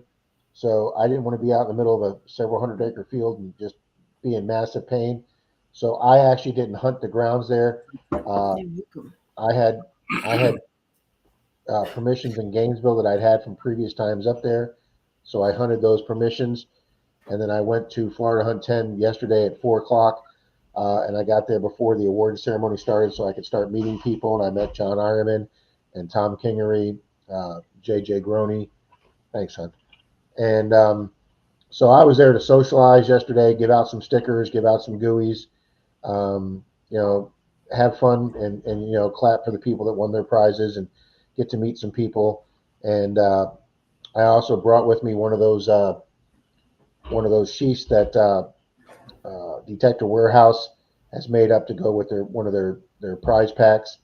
Uh, I gave one of those away, and that thing got a lot of interest. That hard plastic sheath cover for the digging knife. That I had people approach me as I left the podium after Greg let me announce it that we were giving it away from Detector Warehouse. I had people approach me saying, "Where can I buy one of those today?" And I'm like, "I'm not even sure if they're for sale yet." I said, "He just sent them in a box of stuff." I said, "But I would give out my name and number, and I would tell the people, hey, stop on my stream Sunday or leave me a message, and I'll get a hold of John at Detector Warehouse and find out how I can get these. We can start selling these." So I got everything done I wanted to do up there. Jody Mosby wants a cup of coffee too. Okay, I'm on it. That's the fun thing about events, though, is actually getting to meet people and visit with them. Yeah, it was great socializing, and I went up there mainly to socialize and be seen and see. Good morning, John Long Silver Ears, 1878 Morgan at Caribbean Beach by Seagal. Nice, John. Um, so yeah, it was great seeing people up there. It was great seeing Greg.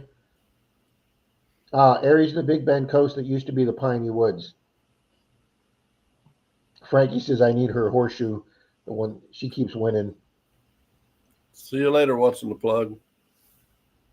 Take care, John. Yeah, we enjoyed that, going to the events and just visiting people that you visit with and chat or you talk to in lives. And Yeah, even it's great. It's great putting a face to a name, even when we went in November to Tri Valley's event, we got to meet a bunch of people that we'd never met before and visit with them. And he had some kids hunt too, and it was fun watching those kids just go crazy out there looking for stuff. Yep. Good morning, Lucky James Eller. Bill says we had a great week. Detective Church Commission. He pulled 2 Mercs Wednesday, and then 2 Mercs and 2 Barbers on Thursday. That's a phenomenal week. That's nice. You should see the Flint Hills in Kansas. I can't tell if they're beautiful or boring. You know what, Chin Man? It wouldn't matter to me if I was driving across the plains of Kansas. I've driven some. There's some sections here of Florida. You're just driving through kind of swamp grass on both sides. I don't care, guys. I absolutely love driving. I absolutely love traveling. I think the journey is part of the trip, part of the vacation, or part of the journey is the actual trip itself. Whereas Denise, she wants to get in that airplane, get to where we're going, be there 3 hours later, and start enjoying her vacation. I want the drive to be part of the vacation. So yeah, I will love every minute of them because I made the mistake of bringing the U-Haul through the Ozarks and the back roads. Do that with my car next time. Don't do that with a U-Haul. I highly recommend do not take a U-Haul off the interstate, okay? I was in some sections with that U-Haul after dark that I swear to God, I was hearing banjo music playing. I swear to God. I don't mind driving, and I enjoy doing that when we go on trips. But for me personally, if I get to a stretch where you just got miles of just flat land, it's kind of boring to me. I like seeing different types of sceneries. I know Well, some of the Florida's out. pretty flat. There's not many hills in Florida, but Florida's got a lot of trees and a lot of a beautiful landscape. And we're not going to have mountains, but we're going to have lots of trees. Yeah, And your back roads are just gorgeous because of your literally your canopy of trees coming over the roads and but obviously, you know, driving up north, especially in the fall or the spring with the leaves changing, that's absolutely gorgeous. And you know, anytime I get to see a mountain is just, you know, we don't have those here. So anytime you get to see a mountain is just a phenomenal day. yeah, just the miles of flat farmland where there's nothing is. I get bored doing that, but yeah, if you got trees or hills or mountains or Well, I got to admit, when you get outside of St. Louis on I-70, when you leave St. Louis and you're on I-70 going west, all the way from I-70 from St. Louis to Kansas City, which is 4 hours, is 99% flat farmland, and it is just nothing on I-70 except flat farmland. yeah, I haven't made that trip across there. I've been to Kansas City and St. Louis, but I've not went from one to the other. Well, when I was up there last time, that trip with Shane, after he went back, he had to go to work, and I had a few more days with my sister. She hooked us up with a guy who had some farmland. Unfortunately, his land wasn't too old. I did find some railroad spikes on the corner of his property where he took me down to the Gator, where an 1870s railroad run through. I did find a couple of railroad spikes and old bolts from the railroad, but I didn't find any old coins. But he actually drove me and my sister to an old abandoned uh, Minuteman missile silo where they had the nuclear missiles there. Mm-hmm. And he actually took us to one of the sites that still had the barbed wire fence around it from the government with the U.S. thing, and you could see the big metal cover in the front that would slide back when the missile came out. And I did a little video on that, but you know, and he was showing us that these things are just dotted all across Missouri, Yep. these missile silos. They And are. you know, it's kind of a little piece of American history. I thought that was pretty cool to see one of those. Yeah, the place where me and my dad go camping, they used to have about 6 of them, but I don't know if they've done away with them because they've taken all the fences out and all that. But when we first started going up there, like you say, you got the metal doors where they open up, and I guess they done away with them because this last year before last, they tore all the fences down. Well, I know a couple of them they've actually sold to people, and they've turned them into like these silo condos, like these multi-story, you know, underground condos. Yeah. Good morning, Miss Bells, and she says I'm still waiting for my first silver this year. I have one silver coin this year, and then yesterday, like I said, I got my first ring of the year.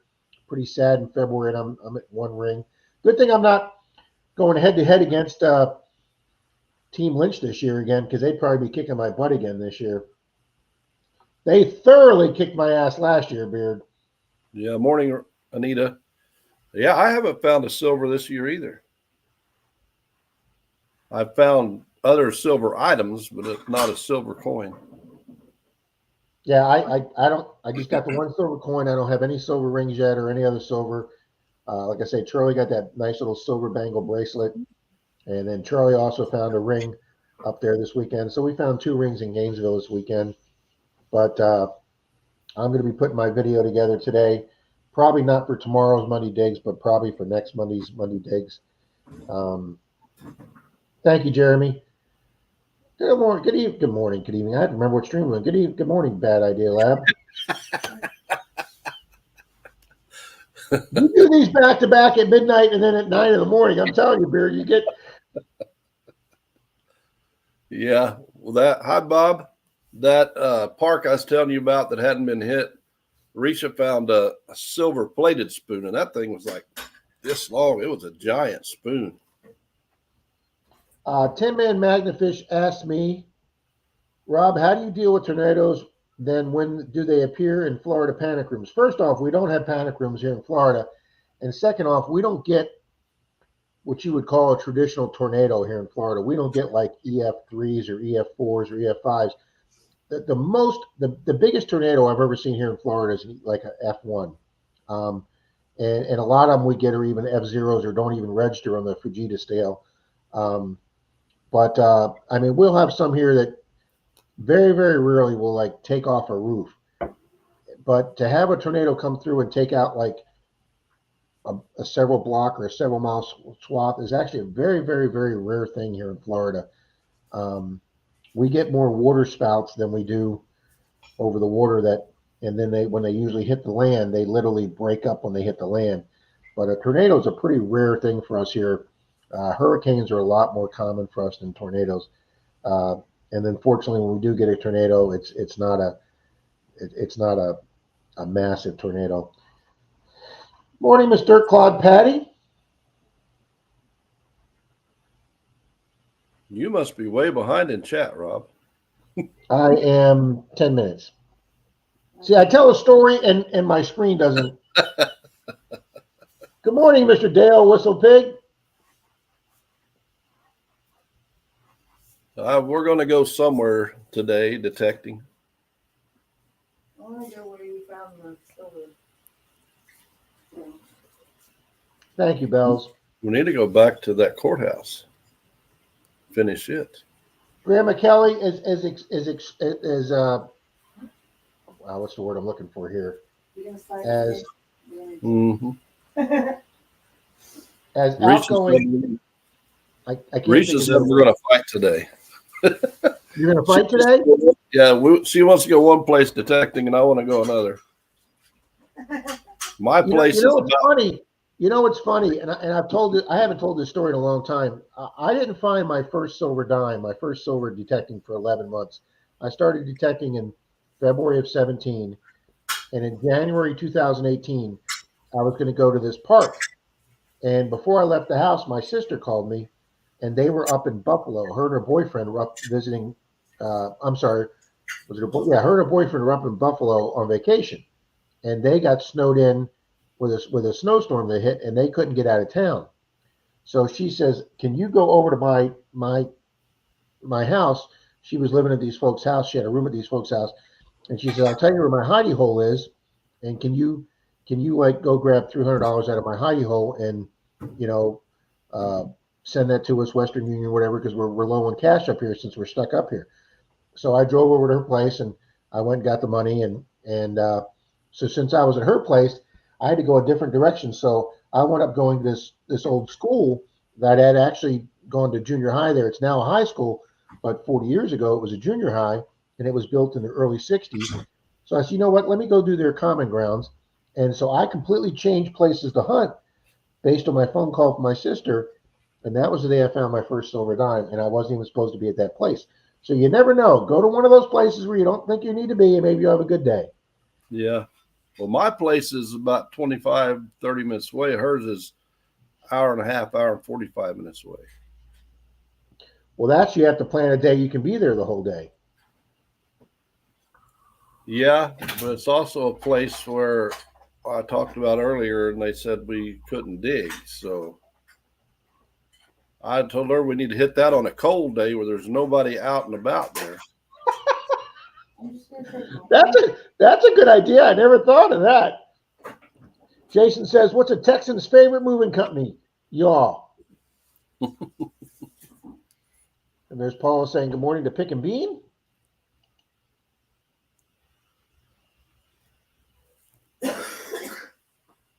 Jim Steele says, "I need some coffee." Miss Denise just brought me another cup. She just walked back in the house. Thank you, Miss Denise. We've been saying nothing but kind things about you since you left, honey. She's over there going, uh-huh. Thank you, John. Good morning, Sheldon. SC Sheldon's here. Good morning, Sheldon. PA. We started doing something again. When we got our manicores, we started using our headphones. And then when it gets really hot, those headphones, your ears, you just sweat. So we stopped wearing them. And then a couple of weeks ago, we started wearing them again. And I like it. I like using them. And it don't.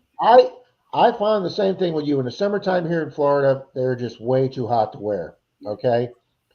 Uh, the one nice thing about it is if you wear them on the beach, a lot less people bother you. Yeah. Yes. But what Dalton and Troy did is they just went and got the little earbuds, and that way they can still hear the final beeps. And I think that's why Dalton finds a lot of silver. He hears that little beep in his earphone. Sometimes I can't hear with the surrounding noise, but they both just use headphones. That way they're not having that big, puffy earpiece on.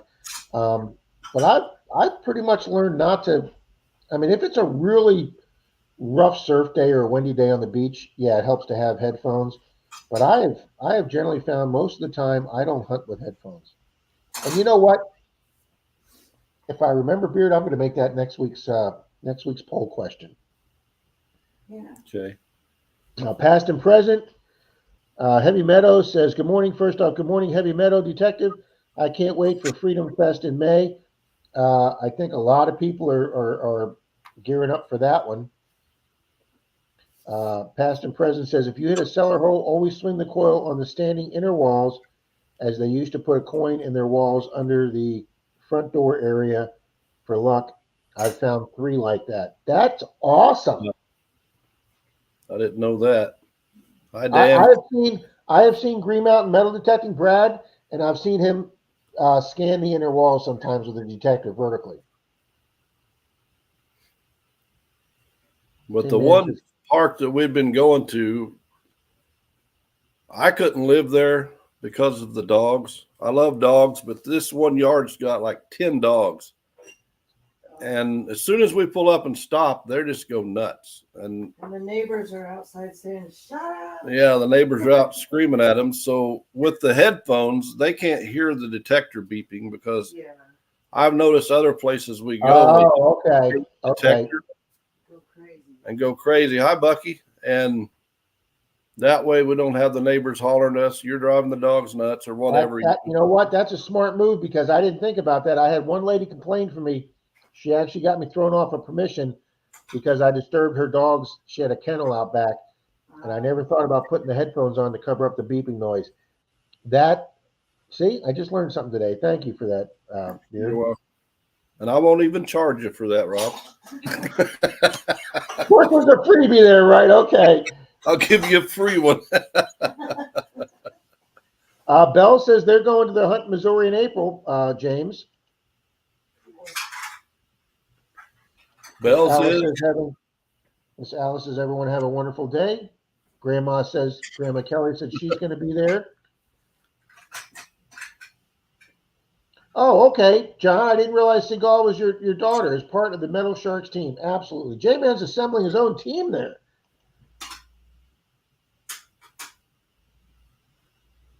I know, Randy. Randy says, "Wow, Rob, don't tell Troy that you have a co-host today that has a wife that also brings him coffee." Yeah, we're going to be getting Mr. Charlie in all kind of trouble here today. Hi, Heavy Meadow. Yeah, she's pretty good to me, Pretty good. but she gets spoiled herself. I heard her in the background. Pretty good. Yeah, but you're spoiled. Yes. A spoiled rotten brat's what Yes, you are. Yes. Hear her saying yes. I'll take that title. She said she'll take that title of spoiled rotten brat. I have to take it too. Denise really does a lot of the time spoil me. Anita said hi, Risha. Hi, Anita.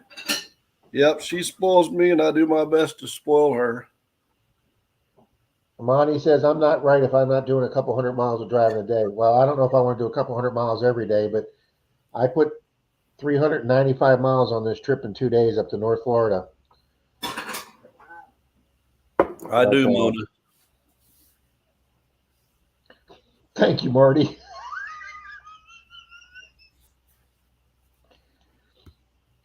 Yeah, I've never driven through Arizona. More importantly, you spoil my Jeep. Moon said we are here for Charlie only, Rob. Well, Charlie grew his beard out since last night.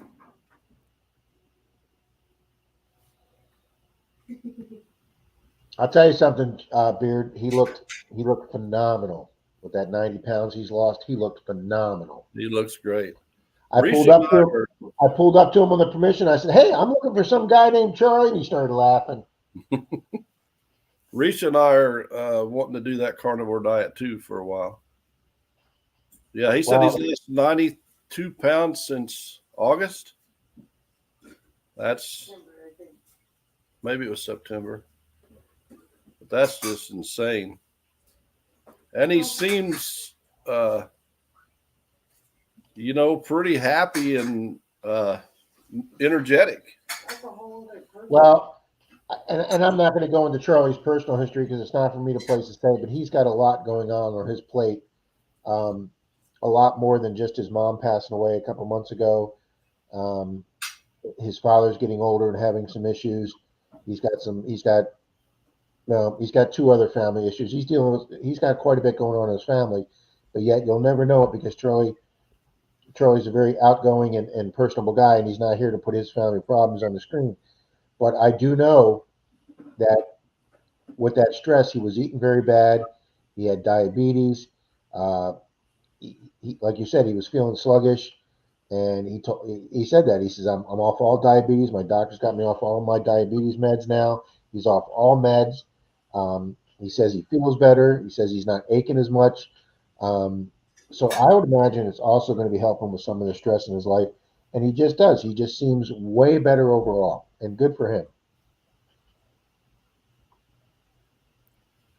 Joe said, let me read it.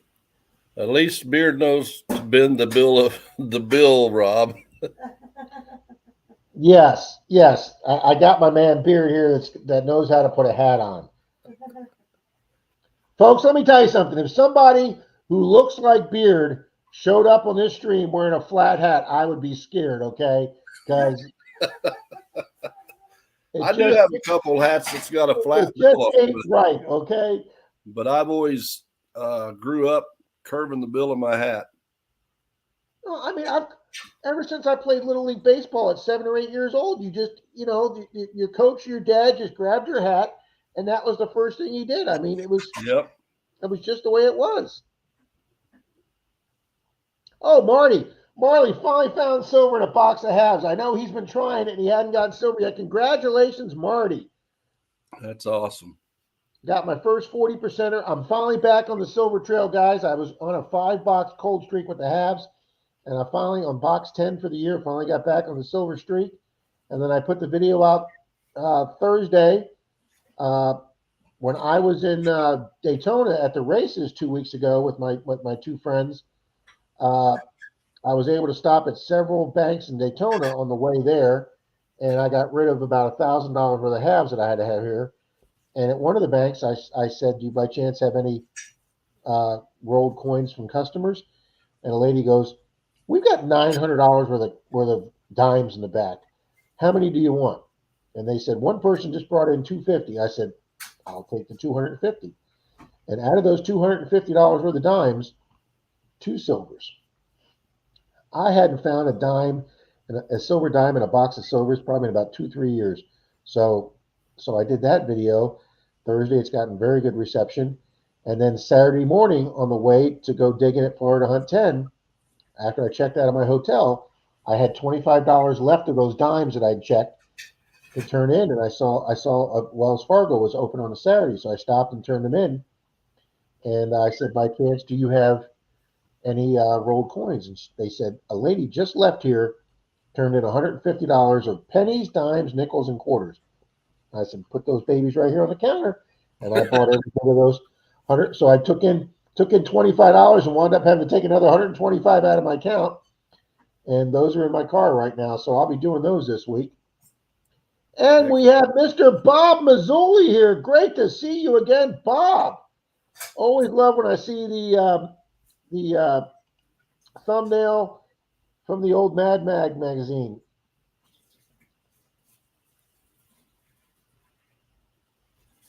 Yeah, one thing I read on that diet was, of course, you know how statistics are. They can fudge them one way or another. But it said, I believe if I'm remember right, 100% of people on that diet that had to take the pre-diabetic pills no longer had to take the pills. And I think they said 80% of people who were taking the insulin shots no longer had to take the shots. Yeah, I can't remember if Charlie was doing the pills or the shots. And I'm pre-diabetic and I need to lose about 40 pounds. So, Well, I do know when I was on the Atkins program, and the carnivore diet's kind of an offshoot of the Atkins program, because the carnivore diet is zero carbs, because all meats have zero carbs, and eggs have zero carbs. So you can do your eggs, fish, and meat on the carnivore diet and have no carbs. Well, those are also things on the Atkins diet that came about back in the 70s. A lot of these new diets are a variation of the Atkins diet. Well, when I've done the Atkins diet and I've lost weight on it, and I go to get blood, my blood pressure's lower, my triglycerides are lower, all my stats are lower when I'm on that diet, and I'm eating less sugar, less flour, less bread, less mashed potatoes, and it just does your body. That's the way people ate in the 1800s before everybody was processed sugar and processed flour came around. Yeah. Morning, Gary. Yeah, I want to try. I'm planning on retiring here shortly. And I'd like to be around another 20 or 30 years to enjoy my retirement and do things I want to do. And yeah, wouldn't that be nice? so good morning, O2H2O. And I like burgers and steak and eggs and fish and all the things that's on that diet. I just have to look away whenever there's like a blackberry cobbler or something like that. That's just saying that sounds good, Beard. Yeah, a blackberry cobbler is hard to resist. Way to go, Sheldon. Carnivore diet is the hardest as far as little choices. But we make our own jerky, so we could have jerky as a snack. Yeah, Charlie told me to get a dehumidifier, like a food dehumidifier, not like one for your room, but that sucks the, I guess, moisture out of stuff. And he said that you can put sliced turkey in there, and then he says it'll dry it up to where it's like a potato chip. So when you eat it, it crunches and tastes like a potato chip. And he says that'll take care of your like midnight craving. So I'm considering getting one of those humidifiers, because that's my biggest weakness. My nightlight craze is my peanut butter late night crave, or grabbing a couple cookies, quite a few cookies. I do good at breakfast. I do good at lunch and dinner. If I can stop my late night snacking, I'd be in great shape. Yeah. Anita said, just look away, Beard. And Grandma Kelly says, Beard, you lose the craving and feel so much better. You just don't eat the other stuff, which I don't think it would be that hard for me. I mean, I know there's going to be some things that's be hard to give up, but I think Charlie still drinks zero sugar pop. We do that now. The one thing I won't be able to weekend, all weekend he had zero Coke and zero Sprite with him all weekend.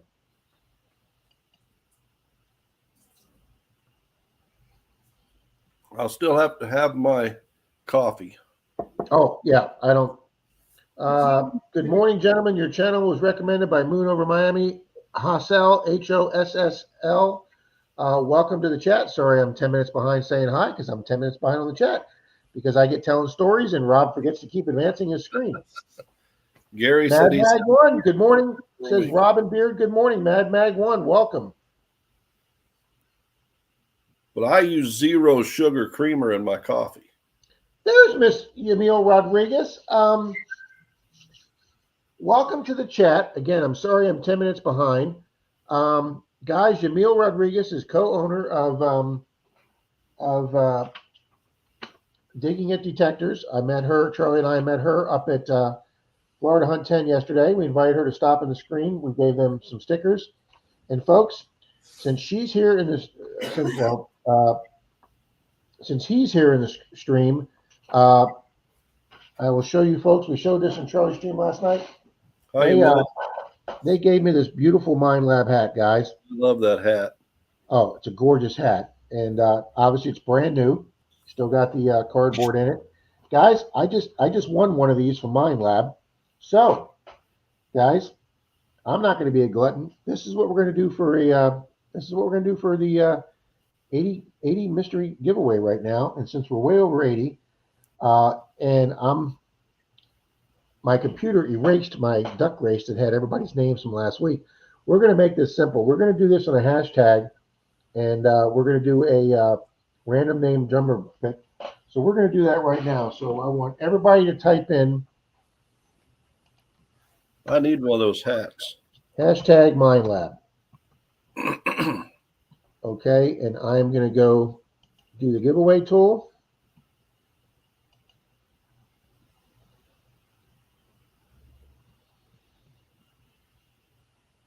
Those are sweet.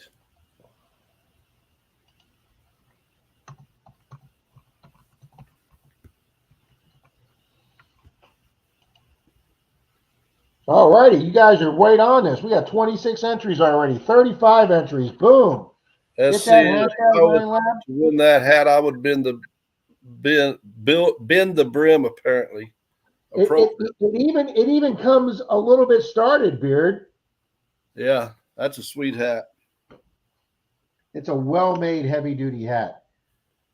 Of course, I'm, I guess, a hat collector. I like hats. I've got several. Beard, Denise asked that I don't bring any more hats into the house. Well, Risha hasn't said that.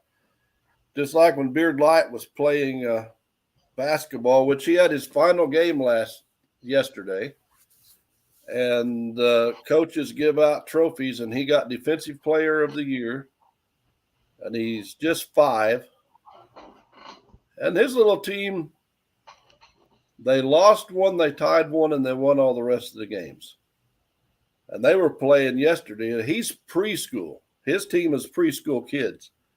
And they were playing a team that had 1 first grader and 2 kindergartners. So they were playing a team with 5 or 3 kids, a year to 2 years older than them, and they still beat them by 4 points or 6 points. I can't remember now.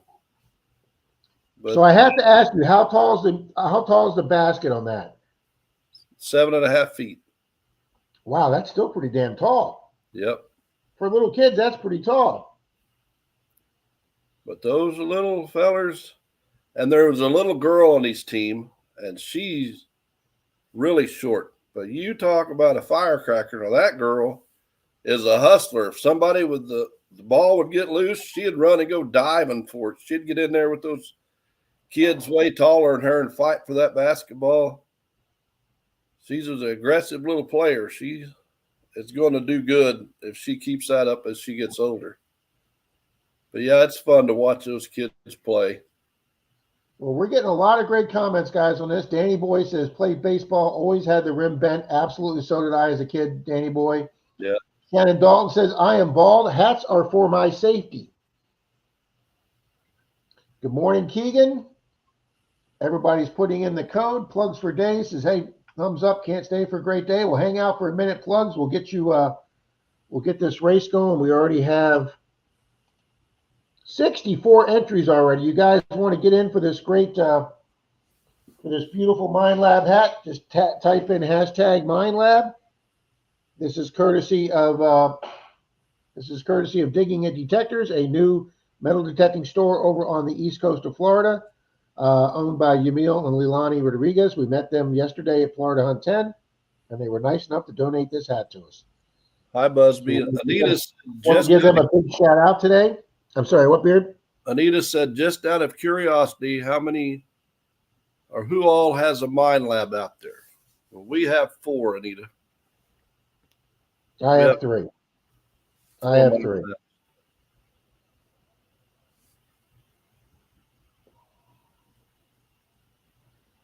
Yeah, Expression said 90% of all hats come with a bent brim. Really? I did not know that. I didn't either. Mystic has 1. Mandy has none. Larry has 2. Randy has a Knox. Kimberly has 2. Miss Kimberly's in here. Good morning, Miss Kimberly. Bells has 3. Silver Assassin has 1. Mind Lab, 1 Nocta. Marty has 1.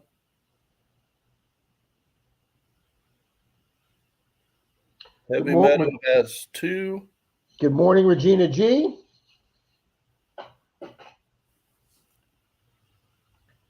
Yeah, we're at that point, Beard. My computer's locking up at that 2-hour mark. Yep. I thought you were going computer shopping last week. I was too busy doing these road trips. Denise and I are going to put that on the schedule this week. AZ says Knox. Mandy has a bounty hunter. And I personally don't care what machine you use as long as you're having fun. That's all that matters. And you're out there using it. Yep. I can't tell you, Beard, I can't tell you how many people I run into on the beach that go, hey, do you ever really find anything with that? And I'm like, yeah. You start talking. They go, I've got a metal detector. I should really get out and try it. And I go, what do you got? And they go, I don't know what it is. That's when you know that person's never metal detected. If they can't tell you what their machine is, it's sitting home in their closet, they've never metal detected. And I've looked at a lot of machines and heard a lot of different machines. For me, the Mind Lab, I like the tones that it has. And it's when we got the Vanquish 540. For me, the 540 was harder to figure out how to use than the Knox 800. And then we went to Manicore, and for me, the Manicore wasn't that much of a change from the Knox 800 as far as learning it. But Risha went from the 540 to the Manicore, so it was a little more difficult for her. And I think it was Iffy Signals put out a coin program for the Manicore. So that's what I put on mine. She set her own program up and did okay for a while. Then she got frustrated with it. So I put the coin program on hers, and that's mostly what we use, which we find silver, we find gold, we find, rings, we find about everything. And one variant that I did from what he does, because I think on the low tones, he put the volume down at 5, and I put mine at like 10, because I still want to hear it, because there's a lot of those tones I'll still dig. It still shows you everything. I mean, it picks up everything, but when you hit a coin, it rings out and lets you know, well, that or a piece of aluminum can. It'll scream and let you know that there's a good signal there. Martin says a Knox 600 and a Manicore. Everybody's joking around. First off, somebody said, where's Charlie at? Charlie's up at Florida Hunt 10. They got a permission to hunt this morning, so they're up there doing that. Mona's saying, look at the difference between the thumbnail and look at him now. Yeah, Charlie's beard grew out really hard there. Yeah. Happy Chappy says, JFA, I watch Brad every week. Vermont has some great places. Guys, I can say this honestly. Brad with Green Mountain Metal Detecting is my number one go-to metal detecting channel. I think they're the most professional metal detecting YouTube videos out there. He doesn't find silver every week. He doesn't get great finds every week, but he sometimes finds some very unique stuff, and he's very appreciative of everything he finds, puts it out in a very professional way. So, yeah, big fan of Brad from Green Mountain Metal Detecting. Charlie is very upbeat. Yep, absolutely. But I think the biggest thing is, like Rob said, it doesn't matter what detector you use. As long as you get out there, use it, and have fun, but you have to learn your machine regardless of which machine it is. I know my dad came over one day with I wonder if it's an Ace. It's an Ace 250, something like that. A friend of his wanted him to try it, so Dad brought it over, and he's using it. He's like, I can't use this machine. He said, I could never learn it because all the numbers are different, all the sounds are different. I said, yeah, but if you had started with that machine and put in the time you put in with your machine that you use, which he's got a 540 Vanquish, I said, you would know it just like you know your Vanquish. But you got to put in the time and you got to learn that machine. Absolutely. You got to do that with any machine. All right, let's see how many names we have. We have 70 entries for the Mind Lab. Wow. That's awesome.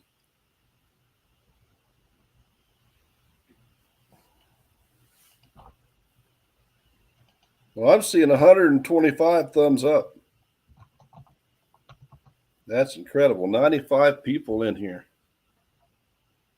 That's amazing.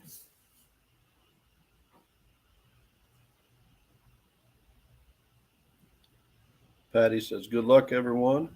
All right, do me a favor, folks. Everybody type in the hashtag Mind Lab again. My computer ate these things. Everybody just type it in one more time, and then we're going to run this thing.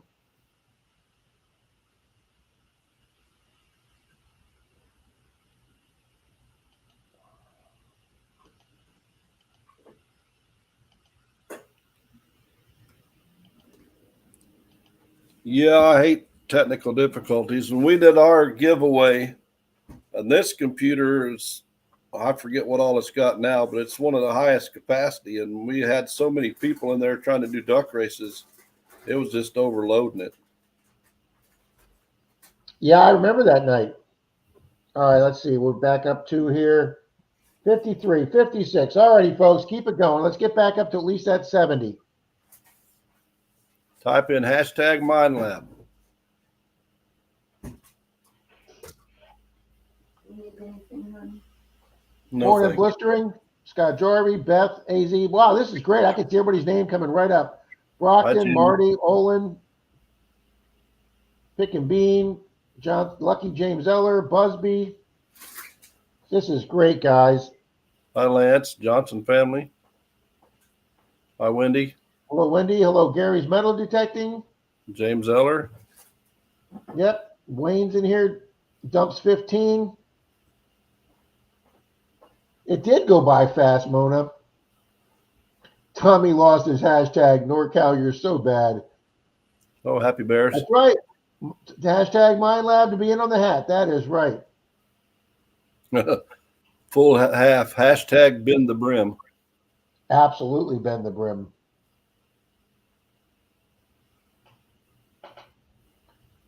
All righty.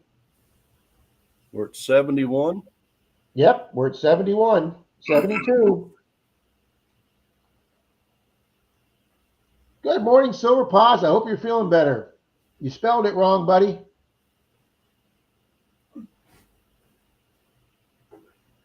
Hi, Incognito. Good morning, Incognito. Good morning, Larry Downing.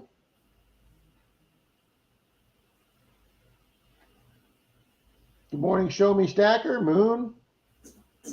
Anyone want a bacon and egg? Oh, man, bacon and egg sounds great. Yeah. It's hard to He beat. says, I like my brim straight like I like my women. You guys are so bad. Good morning, Ronald Biase. Good morning. Oh, all righty, 75, folks. We'll give it about another 20, 30 seconds, and then we'll draw this. Yep, bacon and eggs, Mona says. Hashtag real men like curves. I like that, Arky. I like that a lot. Yep. That is true.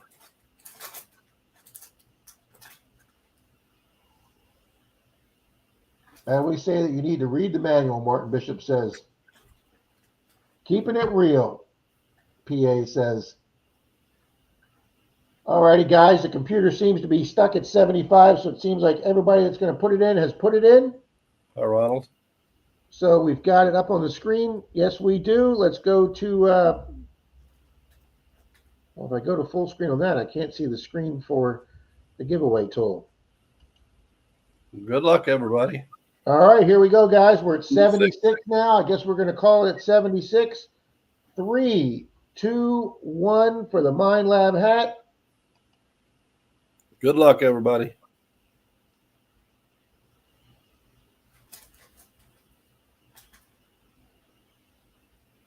Coming Mr. out. Vernon coming out swinging. Boom, Vernon. Congratulations. Are you still in here?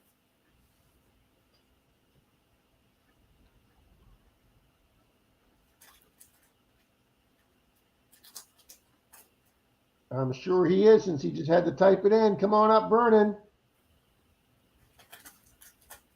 Good morning, Miss Kimberly.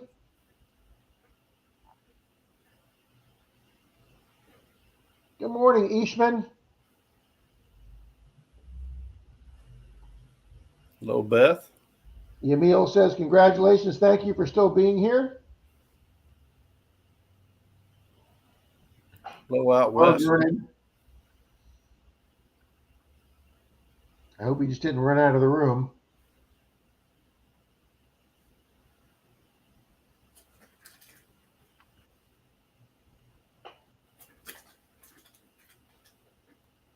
Well, I haven't seen him yet.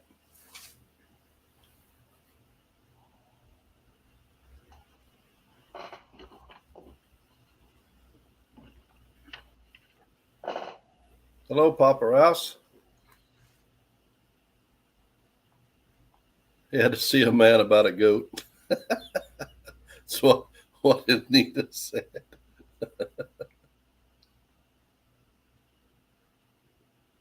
Hello, Busby, if I didn't say hello.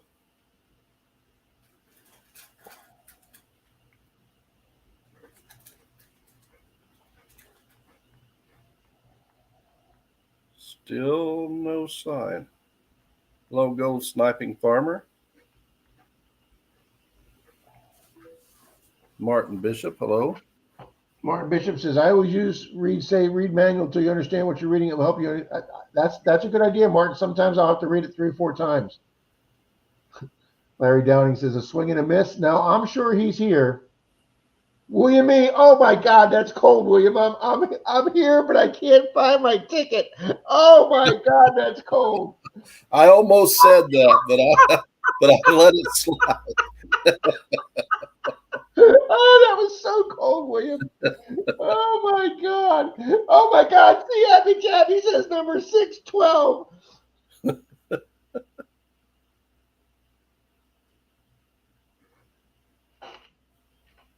Oh, Bill says he's not taggable.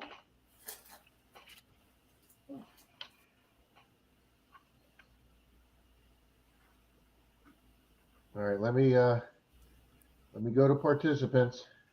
Show me Stacker. Yeah. Jeremy's right. I don't see him up here either. All right, I'll tell you what, we're going to run that again. If Vernon comes in, I will send him another prize. All right, let's do this again. It says draw again. Out west, well, I'm about 3 hours from Kansas City, 2.5 to 3 hours.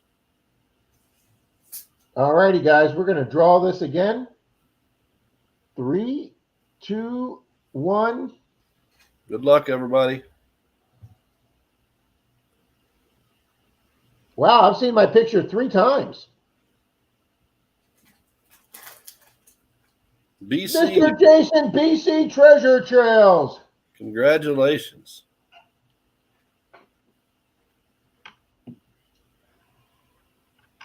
I seen them just a second ago. Yep, the computer says they're here.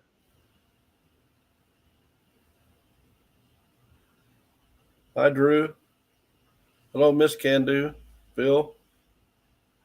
Hello, Miss Candu. BC, if you're watching, type it in there.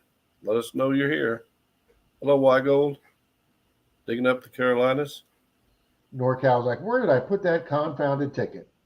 You guys, hey, I'm just glad everybody's going to be ragging on somebody else for doing a Menardo move like I would normally do. Yeah. That's something I would do. I'm here, BC said. Fantastic. Awesome. Jim Still said, BC said, give it to me, haha. I was cooking bacon. There you go.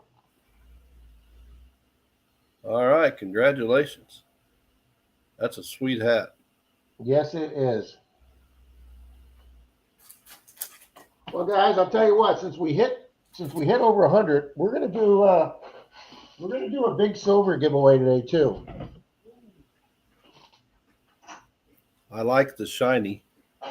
And Beard, let me tell you something. Mr. Charlie got these. Hold on.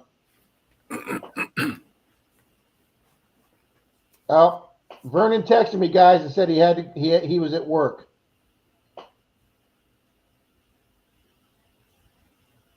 Mr. Vernon, I'm going to send you a silver coin, sir. Yep, he just typed in here, congrats, BC. Yeah, well, I'll send him a silver coin. All right, let me take this off the screen for a second. All right, guys, Mr. Charlie got some of these, and he gave them to me for the stream, but he won some beautiful. That looks like a 90% silver. It's so shiny. Look at that edge. It's just, Wow. but I mean, you really can't. But these things are immaculate. These are almost uncirculated. So it's a beautiful 67, and we're going to give one of them away right now. So let's go ahead and do a hashtag silver. Yep, that thing, it looks brand new. They all do. He got like 10 of them, and they all look brand new, Beard. We're going to be giving those away over the next few weeks. And we were having some technical difficulties on Charlie's last night, but I'll be giving one away next Saturday night on Charlie's too, and I might even give one away on Bill's Tuesday night. So make sure you guys check in on Tuesday night too for Bill's. But check in hashtag silver, guys, and we'll do another giveaway before we take off. Let me reset the giveaway tool. Once you figure out how to use this thing, James, it's pretty fairly easy to use. Yeah, I like using it. When we did the giveaway, I'd seen other people just go back and no more than I'd used it. I'd have to X out, retype it all in. Then I realized you just hit that little arrow up there and it takes you back and you put in a new phrase. And Yep. You just hit the back arrow and it goes right there. All righty, guys. Hashtag silver for a big silver.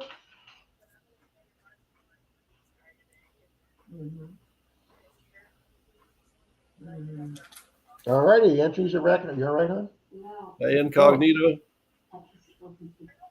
Anything I can do? You want me to crack it or anything? Oh, yeah. I know. I'll lift you up when I get off the stream. Hello, Eastman. That doesn't mean I can't do that. Is it your upper back or lower back? Lower back? Hold back. Oh, whole back. I'm a little different. I than you and Charlie. I just can't give away silver. It's not in my. Why? Because you like accumulating it? Yes. I don't know why.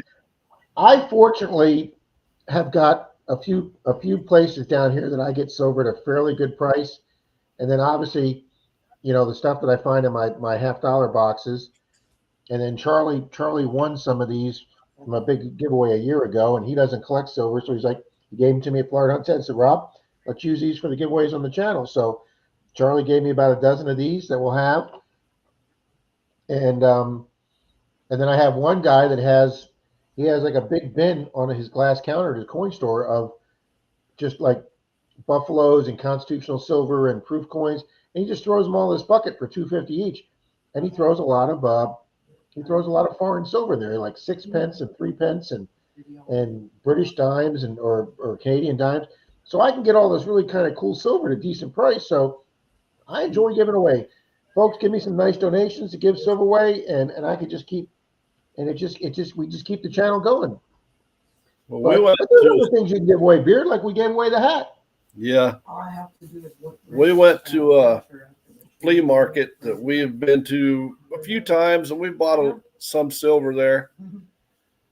And the guy had this box of coins, and he said, I haven't went through them yet. So he's raking through there, and he says, well, there's a mercury dime in here, which it was in rough shape. But Reese is like, how much for the whole box? And he's like, I don't know. So he's messing through there. He said, how about $30? And she's like, I'll take it. And we brought it home and we went through it and all the foreign coins. And I think there was 8.5 ounces of silver in there. Holy smokes. Yeah. She's like, I bet he wishes he knew. I said, yeah. But Yeah. yeah, the Merc dime, it was in really bad condition. But we went through looking all this foreign coins up. Yeah. That's right, Brockton. I will never give my silver away. Mhm. But we were looking it up. Okay, this year's silver, this year's silver. So Risha weighed it, Mhm. and then we had 8.5 ounces of silver for $30. Plus all these other foreign coins we got. Ouch, Dan. That's a ouch, Dan. I'm not even going to put that one up. Gary says, I found a gold class ring yesterday from 81. Does anybody know how to find the owner? First thing you need to go about Gary is finding which school it's from, identifying what school it's from, and then you can contact that school. Usually the school will keep Okay. yearbook records, and so they might be able to match the initials on the ring. Or the school may have knowledge of somebody that lost a ring, or they may have the ability to reach out to the people of that class, or there may be a YouTube or a Facebook page for that class of people because maybe they've had reunions. So identify, see if you can get the school identified, and then get with the school, Gary, and then see if you can work it backwards from the school. Thank you, Mr. Randy. Alrighty, guys, it's 11:29. We have 70 people in the silver drawing. Let's pull that up. There is the 70 people for the silver, guys, for this $50. And 3, 2, 1. Good luck, everybody. Alrighty, who's going to win the big silver? Good luck to all. John Long. John Long, silver rails. Boom, J-Man's dad. I Congratulations. haven't sent him a prize since his Menards hat. Outstanding. It's actually in his name.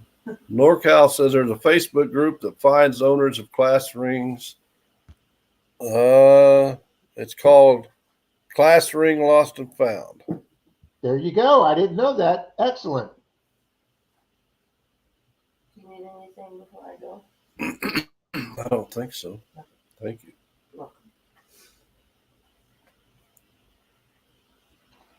Mr. James, I would like to thank you, sir, for sitting in with me today. I told you we need to go hit that courthouse, the other half of it. So I wish you guys luck in going out today and hitting whatever property you want to find. Yes, sir, John Long. But appreciate it, Mr. Beard. And it's 11:30, guys. Let's head over to Mr. Marlin's, Mayor's treasure hunting. Thank you for inviting me up. I had a great time. Well, you have a good stream yourself, with a loyal following. You have a good stream. People know you. So enjoyed having you up here, sir. Thank you. 132 thumbs up, Bob. You guys rock. I think we topped out at 93 or 97 people here today. This is awesome. You guys rock. Yeah. Let's go over and say hi to Mr. Marlin, everybody. Show him it's a Rob and James raid. And see all you good people at Mr. Marlin Beard. Talk to you soon, buddy. See you, buddy. Much love, everybody. Have a blessed day. Thank you, sir. Take care, buddy.